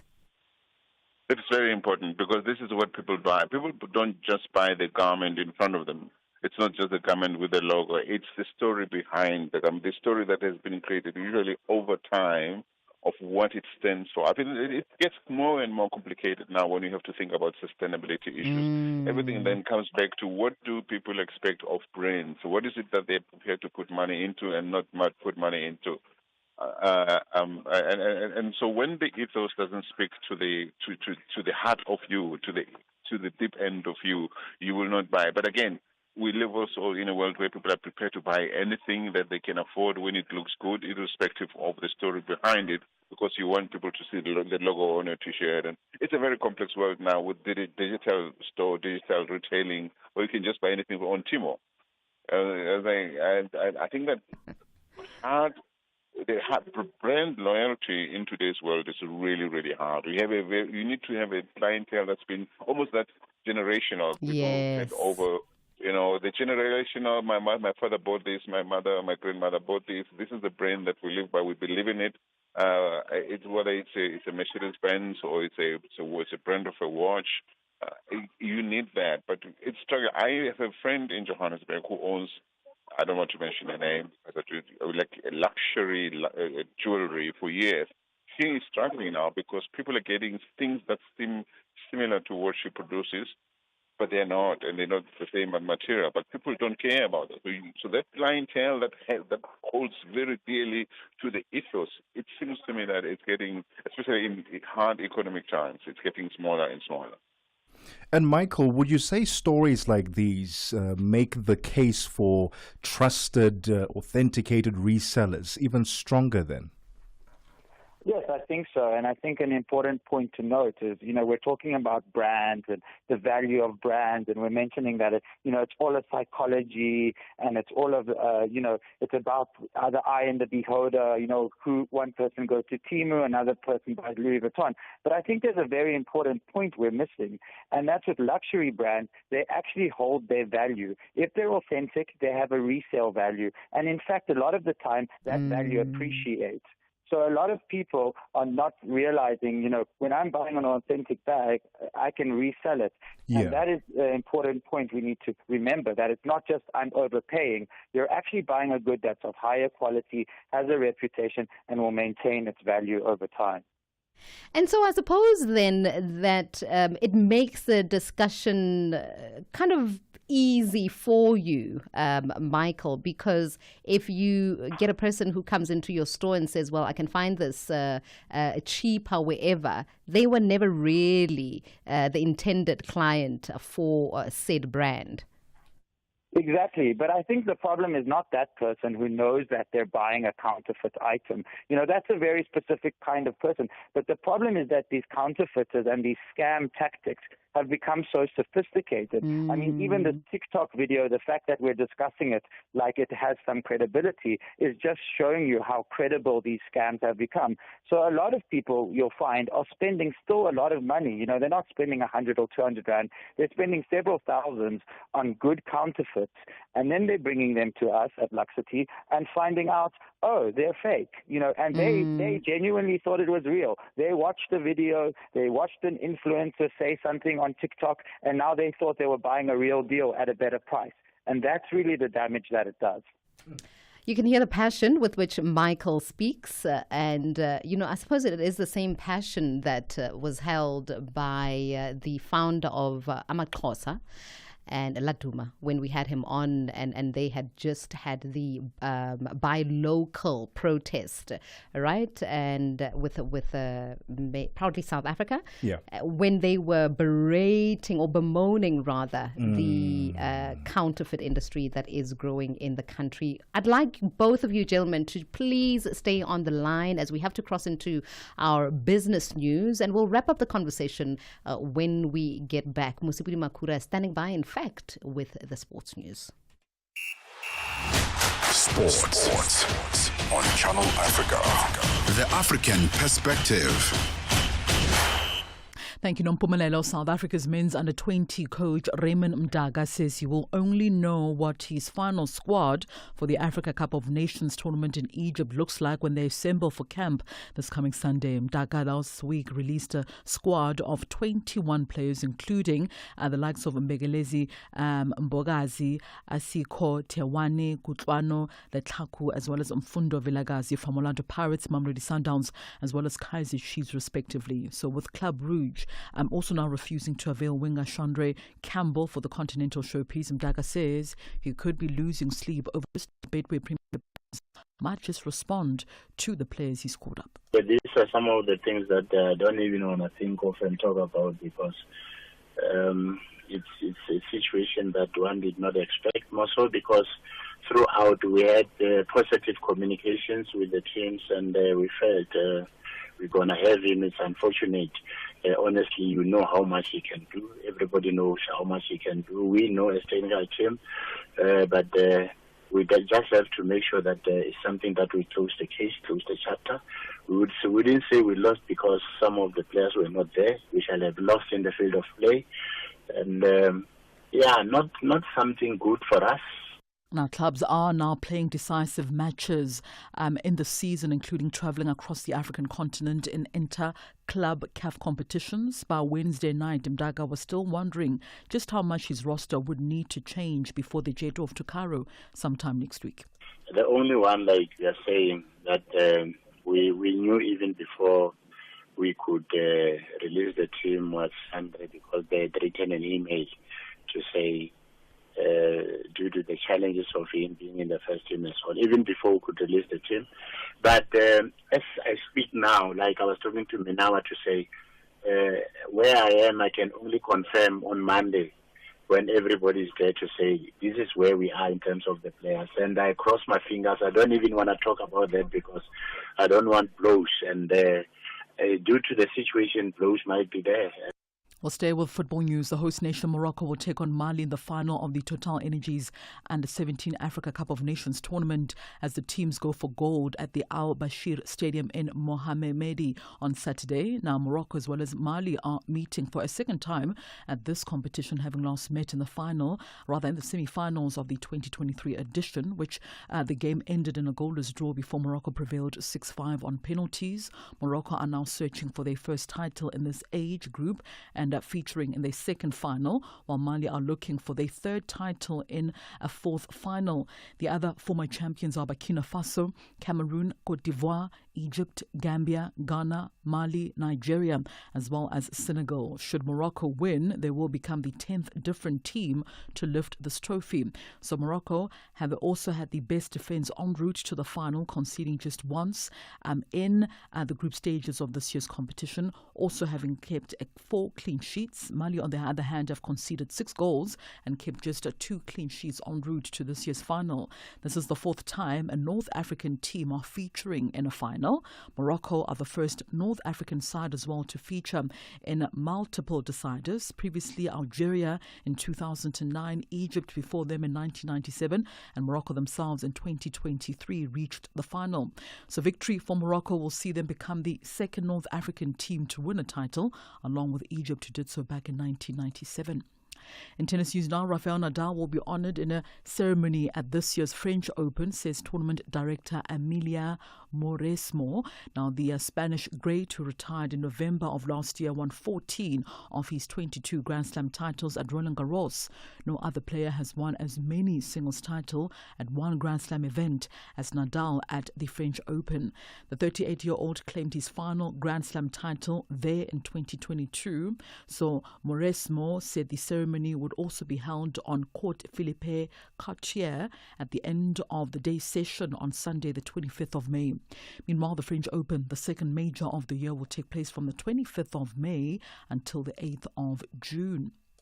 And finally, American tennis great Serena Williams said she would have been banned for 20 years and stripped of her Grand Slam titles had she also failed a drug test like the men's world number one, Jannik Sinner, did last year. Sinner accepted a 3-month ban in February following an agreement with the World Anti-Doping Agency, which challenged an independent tribunal's decision to clear him of any wrongdoing after 2 positive tests for an anabolic agent cluster ball.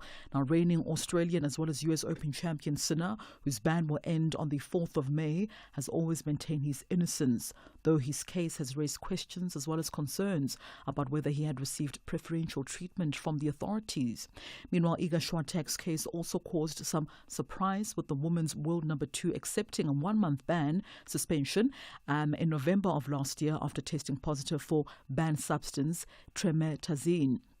Former world number 1, Simona Halep, meanwhile, was also banned despite denying knowingly taking a banned drug, roxadustat, and her 4-year suspension was then cut to 9 months in 2024 after an appeal at the sport's highest court, which is also known as the Court of Arbitration for Sport. In an interview with Time magazine, Williams said she took extra care and caution with what she put into her body during her career in case she ingested something that would get her into trouble.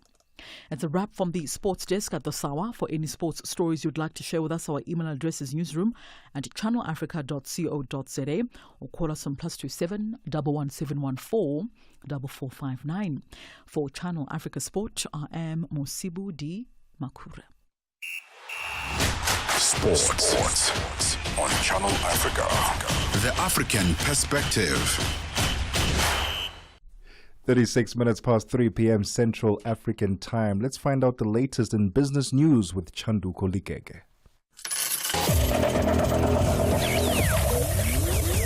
Business news on Channel Africa. The African Perspective.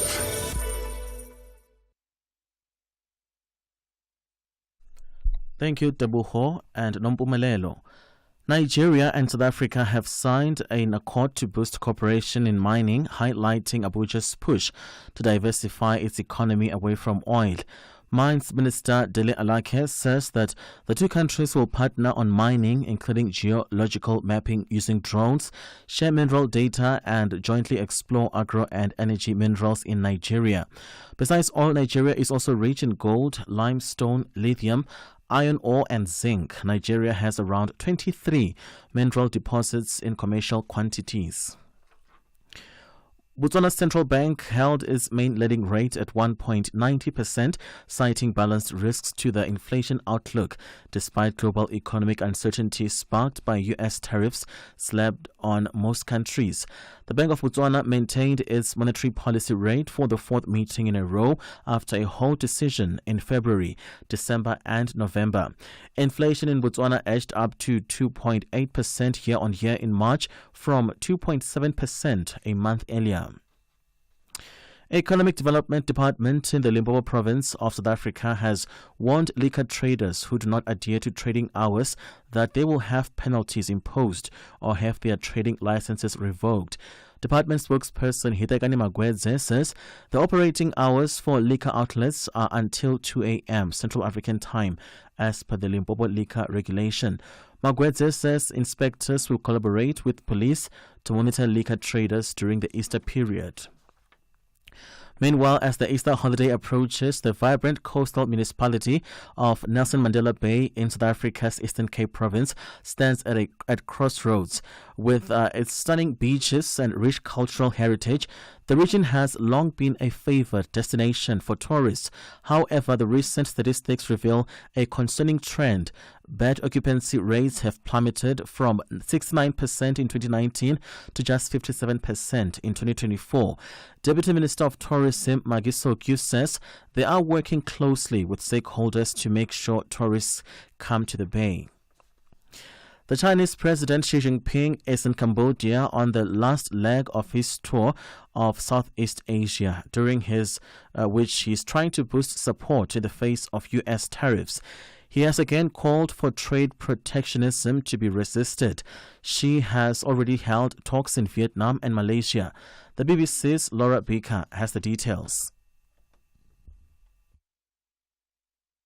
each of these countries throughout Southeast Asia will have to now do their own deal with Washington to avoid tariffs. What there might be concern here in Beijing is that when they do that deal, Donald Trump might issue conditions that they cut some or all of their trade ties with China.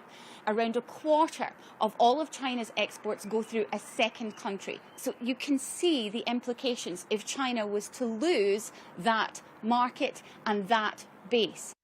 $1 in Nigeria is trading at 1,000 naira 603, in Botswana 13 pula 71. Kenya the dollar is at 128 shillings 766, Zambia 28 kwacha 32. BRICS countries, $1 in Brazil is at 5 real 88, Russia 82 rubles 961, India 85 rupee 62, China 7 yuan 30, South Africa 18 rand 89. $1 is at 75 pence to the British pound, 87 to the euro. Commodities, gold is at $3,328, platinum at $956 per ounce. The price of Brent crude oil, $66.50 a barrel. That's all for now. For any business stories you'd like to share with us, please send us an email to newsroom@channelafrica.co.za, or you can call us on +27 11 714 4459. For Channel Africa Business, I am Chanduko Ligege. Business news on Channel Africa. The African perspective. Connecting Africa to the world. The Upside. Your daily dose of inspiration, innovation, and untold stories from across Africa. With Nompumelelo and Tebogo. It is indeed the Upside on Channel Africa. Stream us live on www.channelafrica.co.za. DSTV, it's channel 802. Or download the SABC Plus app on your Android or your iOS device. And now you can see us live in studio, see exactly how we look like, how we are dressed, on our social media platforms. On our social media platforms at Channel Africa 1 on X, Instagram, TikTok, and YouTube, and at Channel Africa on Facebook. Use the hashtag The Upside. Let's carry on with our conversation about luxury goods. And so this weekend really shifted quite a few things, didn't it? This past weekend. Yeah, it was this weekend when all the videos, social media, the videos, emerged. And just before the break, Soli Mwing, one of our guests, was speaking about sustainability and how important it has become. And Soli, it made me think about the likes of the Stella McCartneys who banned fur and leather goods, and they're now experimenting with other materials such as mycelium. I know that car brands such as polyester as well are now also driving the revolution of electric cars. To what extent do those kind of shifts towards mindfulness of the environment and sustainability have a bearing on building a brand and brand sustainability or brand loyalty? I think high-end customers are increasingly becoming more aware of the importance of sustainability issues. They care about the from source to shelf story of the brands they buy, and if anywhere along the value chain there was, say, the abuse of human rights, of environmental rights, of animal rights, those people are able to withdraw their funds. And more and more investors, anyway, have the brief to look at sustainability issues. Greenwashing is not on. So people ask a lot of questions that they never used to ask. I used to, as I said, I think Willis was one of the brands I worked for that was amazing in terms of the high-end people who would want to know, would, for instance, ask about palm oil. You guys, sure. Do you know that where this thing is being harvested, it endangers the natural habitats of orangutans. We can't support you if you don't. Or even ask things about what do you mean that your eggs are what do you call it? What do you call it when you have a lot of space around the chickens? I have no idea. Ranch. A ranch. Something ranch. Oh, free range. Free Yes, they can run around So and what- yes. Yeah, they can run around. How much space do they have? We had customers who would ask. These are high-end people. They're not people who just want to fill a basket for food for tomorrow. They want to know how, and they would say, "You are Woolies. You can't rely on the South African Poultry Association to tell you what free range is. You need to lead. You need to be high there." So I think that people who really care about sustainability issues will ask difficult questions. But many, unfortunately, look, these people, if you think of a triangle, those people still sit at the top end of the triangle, right? Sure. But a lot of people don't have the time to ask where does it come from, were there human rights involved or animal rights, where toxic gases thrown into nearby rivers. Many people, unfortunately, still don't ask there. But I think as we move into a time when these things become integrated into people's thinking, it becomes important. I teach a course at the EU Business School on retail management and merchandising, and we find that in terms of retail trends, people are increasingly becoming aware, especially post-COVID, of these questions about what does it really mean? Why must I spend things on this? And one last point, there's an event that happens in Geneva every year. It's called Building Bridges. But it's about, this is where big money people, investors, money managers come in there to look at places to put their money into. They also, sustainability is a very important feature in terms of where people are now to fund managers are allowed to place funds for their customers. I think so we have to be broad to really go broader into what does it mean to people who love luxury brands. Do they look the other way, or do they say, I'm very proud to associate, to spend my money on this brand because it's doing something in return. It's not just extracting, it's also putting value back. And Michael, what does this say then about the power and, shall we say, the dangers of branding when it comes not just in the fashion industry, but luxury items and luxury goods as a whole? Well, I think the power of branding is really what resonates with people. Sustainability is a very important topic, but with luxury brands, they're very slow to move. They want to maintain their experience, their customer experience, their core beliefs. And we have to remember sustainability, means different things to different people. A lot of these brands, they're about building sustainable communities, building sustainable artisans, maintaining trades which have been dying over time. It's not just environmental sustainability. But I think sustainability is certainly a huge topic, specifically that's driving the pre-owned market. When we look internationally, in fact, Gen Z is really the ones investing in the pre-owned market because of sustainability, not because of the price point, but they're actually choosing to go pre-owned because of that.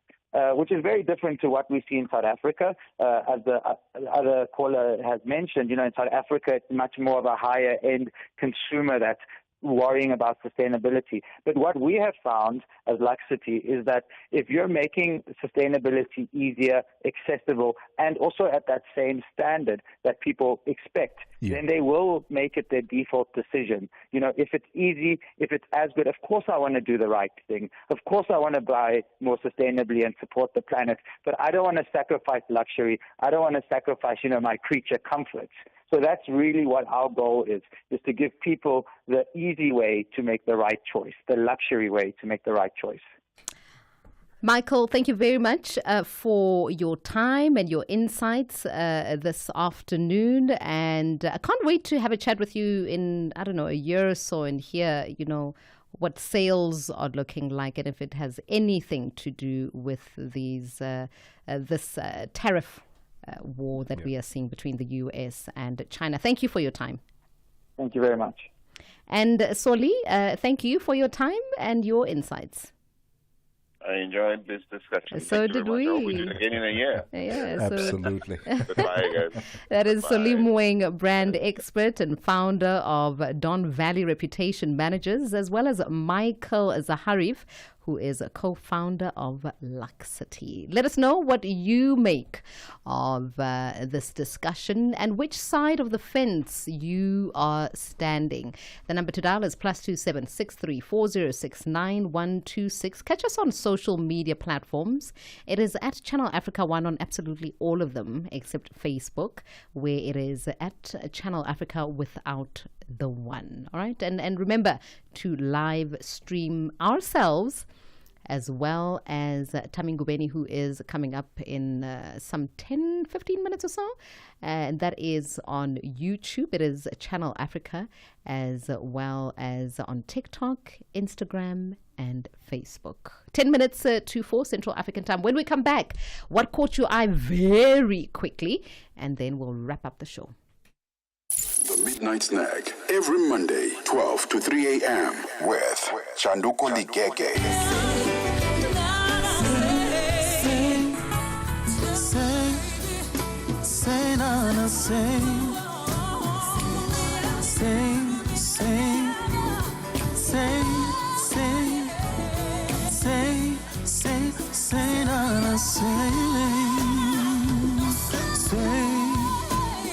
That is just me trying to imagine myself as a backup singer for Zonke, because her music is just beautiful. As the song was playing, I was just, moving like a backup singer. You know how they are, with their hands being so dramatic and, putting that spice into the song. So the song is called Say Now, and we love it here on the Midnight Snack. I hope you also love it. Let's talk love, intimacy, and relationships on the Midnight Snack with Tebogo Lekhuleni.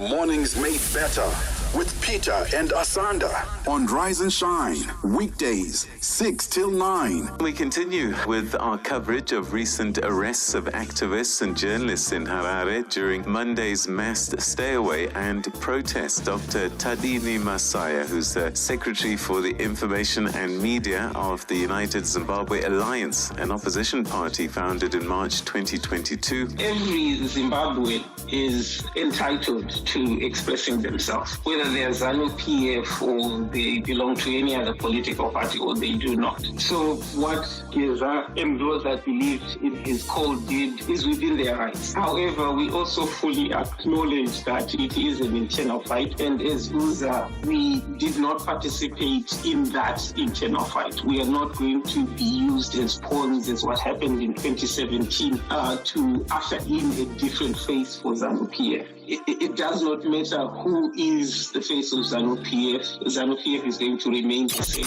Mornings made better with Peter and Asanda on Rise and Shine. Ahoy, matey. Captain here to help, right, boys? Set sail with us on a digital voyage like no other. Channel Africa has a treasure trove of awesomeness. That is our website and social media pages. Tell me, why are you here? We want you to be part of our adventure. The winds are changing, Captain. And this time... Imagine a world where curiosity knows no bounds, where entertainment meets enlightenment, and where every click leads to the African perspective. Visit us on our website, www.channelafrica.co.za, or follow us on Instagram or on X at Channel Africa One. Go on, like us on Facebook at Channel Africa One. So, spread the word. Tell a friend that Channel Africa's online variety is what they need on the web. Channel Africa, the African perspective. Broadcasting in 5 different languages, connecting the continent. This is Channel Africa, the African perspective. This is the upside for the best African vibes, groundbreaking content. We live in different worlds in South Africa. We live in little pockets where we're unaware of what goes on around us, and we feel that firstly empathy is crucial to thriving democracy. We want our children to grow up in this country, and we don't want them to be unaware of the way other people live. So it's an eye-opener for us and for them. It's more about changing ourselves than it is about changing anyone else. As a real estate agent and Alan Gray employee, this couple is comfortable managing money. However, with a 3,000 Rand budget for the month, the Hewitts are struggling to keep up with the cost of daily living. Township in Pretoria, and they did this, Tebogo. They decided to move into a township in Pretoria because they wanted to understand and get a feel of how their helper lives. And she lives in informal in an informal settlement in Mamelodi as well. So they erected a shack there, and they went with their 2 children to live there for about a week and get a sense of what is the reality of their helper on a day today. Okay. All right. And I believe that we do have the woman, Enza Hewitt, or Enna Hewitt, speaking about their experience.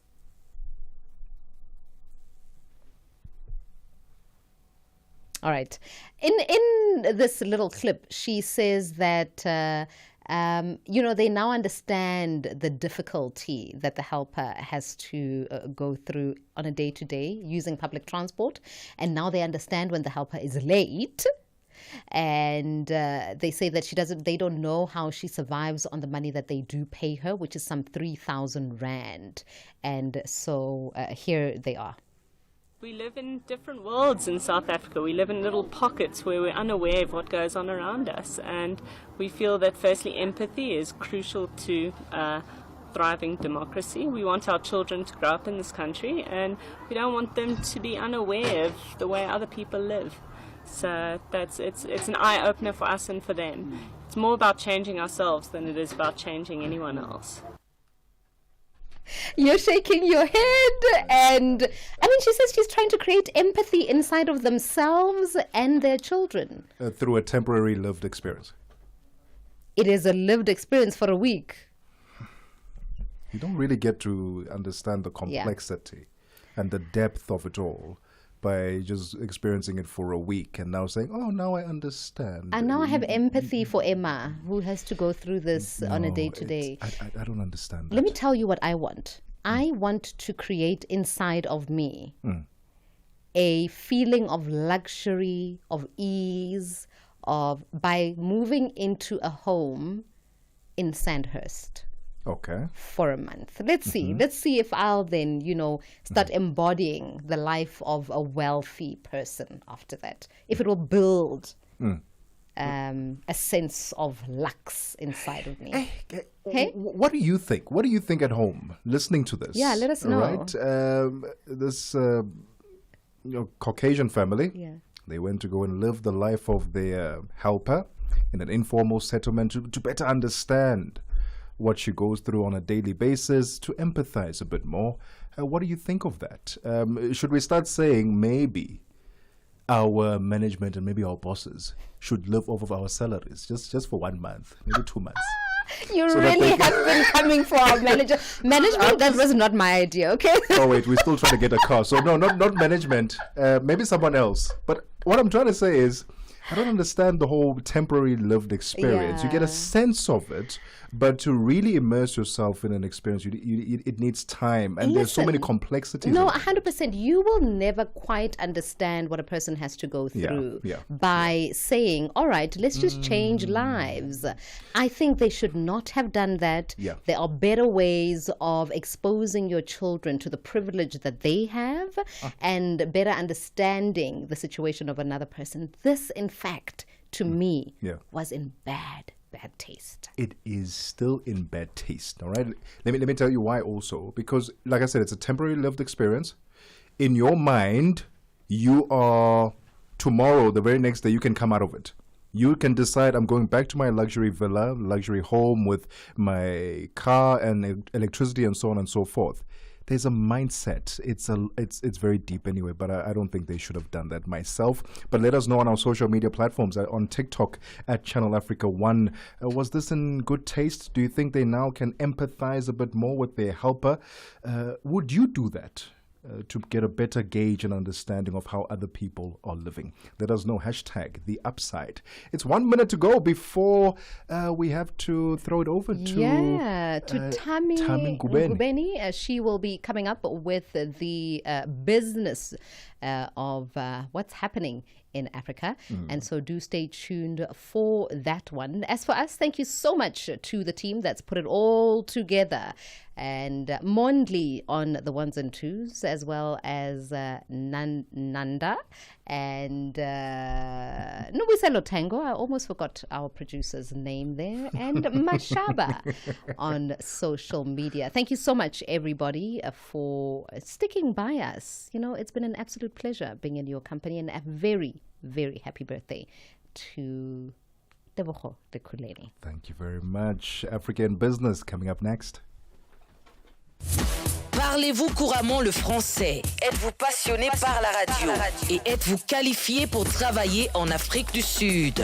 Envoyez-nous votre CV et vos 3 minutes démo en MP3 à @channelafrica.co.za pour avoir une chance de rejoindre la famille Channel Africa. Si vous n'avez pas de réponse après 14 jours, cela signifie que vous n'avez pas été retenu. Channel Africa, la perspective africaine. Channel Africa, #1 with information worldwide. SABC News. The African perspective. Looking at your top stories this hour, London conference talks failed to agree on ending a 2-year war in Sudan, and Colombia declares a nationwide health emergency over yellow fever deaths. Your latest news, greetings to our listeners. A top diplomat has expressed disappointment at the failure of a London conference this week to find consensus on ending the 2-year war in Sudan. Both Sudan's army and the paramilitary rapid support forces have drawn on the support of countries in the region, making them key to efforts to end the conflict. The war has displaced 13 million people and spread disease and hunger amongst those remaining. At a London-hosted meeting on Tuesday, however, the UAE, Egypt and Saudi Arabia disagreed on issues surrounding Sudan's governance. Sudan had protested the inclusion of countries, including the UAE, which it has accused of supporting the RSF. The Border Management Authority in South Africa has arrested 5 foreign nationals who were attempting to smuggle goods from the country into Zimbabwe through the Limpopo River outside Messina in the Limpopo province. The BMA says the suspects were arrested through the use of drones. The drones are being used to monitor some illegal activities in and along the borderline. The Deputy Assistant Commissioner Rudzani Mpilo says they want to ensure safety and curb illegal activities at the Beitbridge border post and along the borderline. We were, through the drone, able to direct the reaction force on the ground made out of SNDF, border guards and SAPS to go and intercept. And indeed, they managed to intercept. We have just now able to arrest 5 illegal immigrants who were smuggling the goods out of the country, and they will be processed, accordingly. Victims have spoken out about how their trust and peace were shattered by Nigerian pastor Timothy Omodoso, who allegedly raped them in South Africa. The Nigerian televangelist was found not guilty for rape and human trafficking by the High Court in Gqeberha in the Eastern Cape province. Despite the ruling, the young woman came out to address the media in Braamfontein, Johannesburg today, maintaining they were violated by Omodoso. One of the victims read out a letter addressed to him. Timothy, you violated our bodies, our trust, our safety, and our peace. You may think you've gotten away with it, but you haven't, because we are still speaking the truth. We carry the pain every day, but we also carry the strength. This is not our story of being hurt, it's also our story of surviving. You don't get to silence us. We're still not afraid to speak, and no matter what the system has decided, we know what happened, and so do you. We hope one day you are held accountable by the law, by your conscience, and by whatever justice life brings your way. South Africa's Minister of Basic Education, Siviwe Gwagube, says she is worried that millions of poor black children are missing out on early child development. the Ministry of Basic Education has launched a transformative campaign to expand access to quality early childhood development across the country. The aim is to register 10,000 ECD centers this year. Kwahobe says they are collaborating with the private sector and civil society to ensure every child up to the age of 5 benefits from early education. In fact, earlier this week on Monday, I was in the Northwest with the assistance of the French Embassy. The French Embassy has essentially launched what they call 100 centers for excellence. And really what they're seeking to do is they've identified 100 ECD centers. They have said, we'll come on board and we will assist you with the training of the practitioners. And which is really incredible because now we know that 100 centers in the Northwest have fully trained practitioners. I went and visited a couple of them when I was there. And they are saying to us, I mean, it's incredible. Lastly, the World Health Organization says after more than 3 years of intensive negotiations, the WHO member states have taken a major step forward by forging a draft agreement for consideration at the upcoming World Health Assembly in May.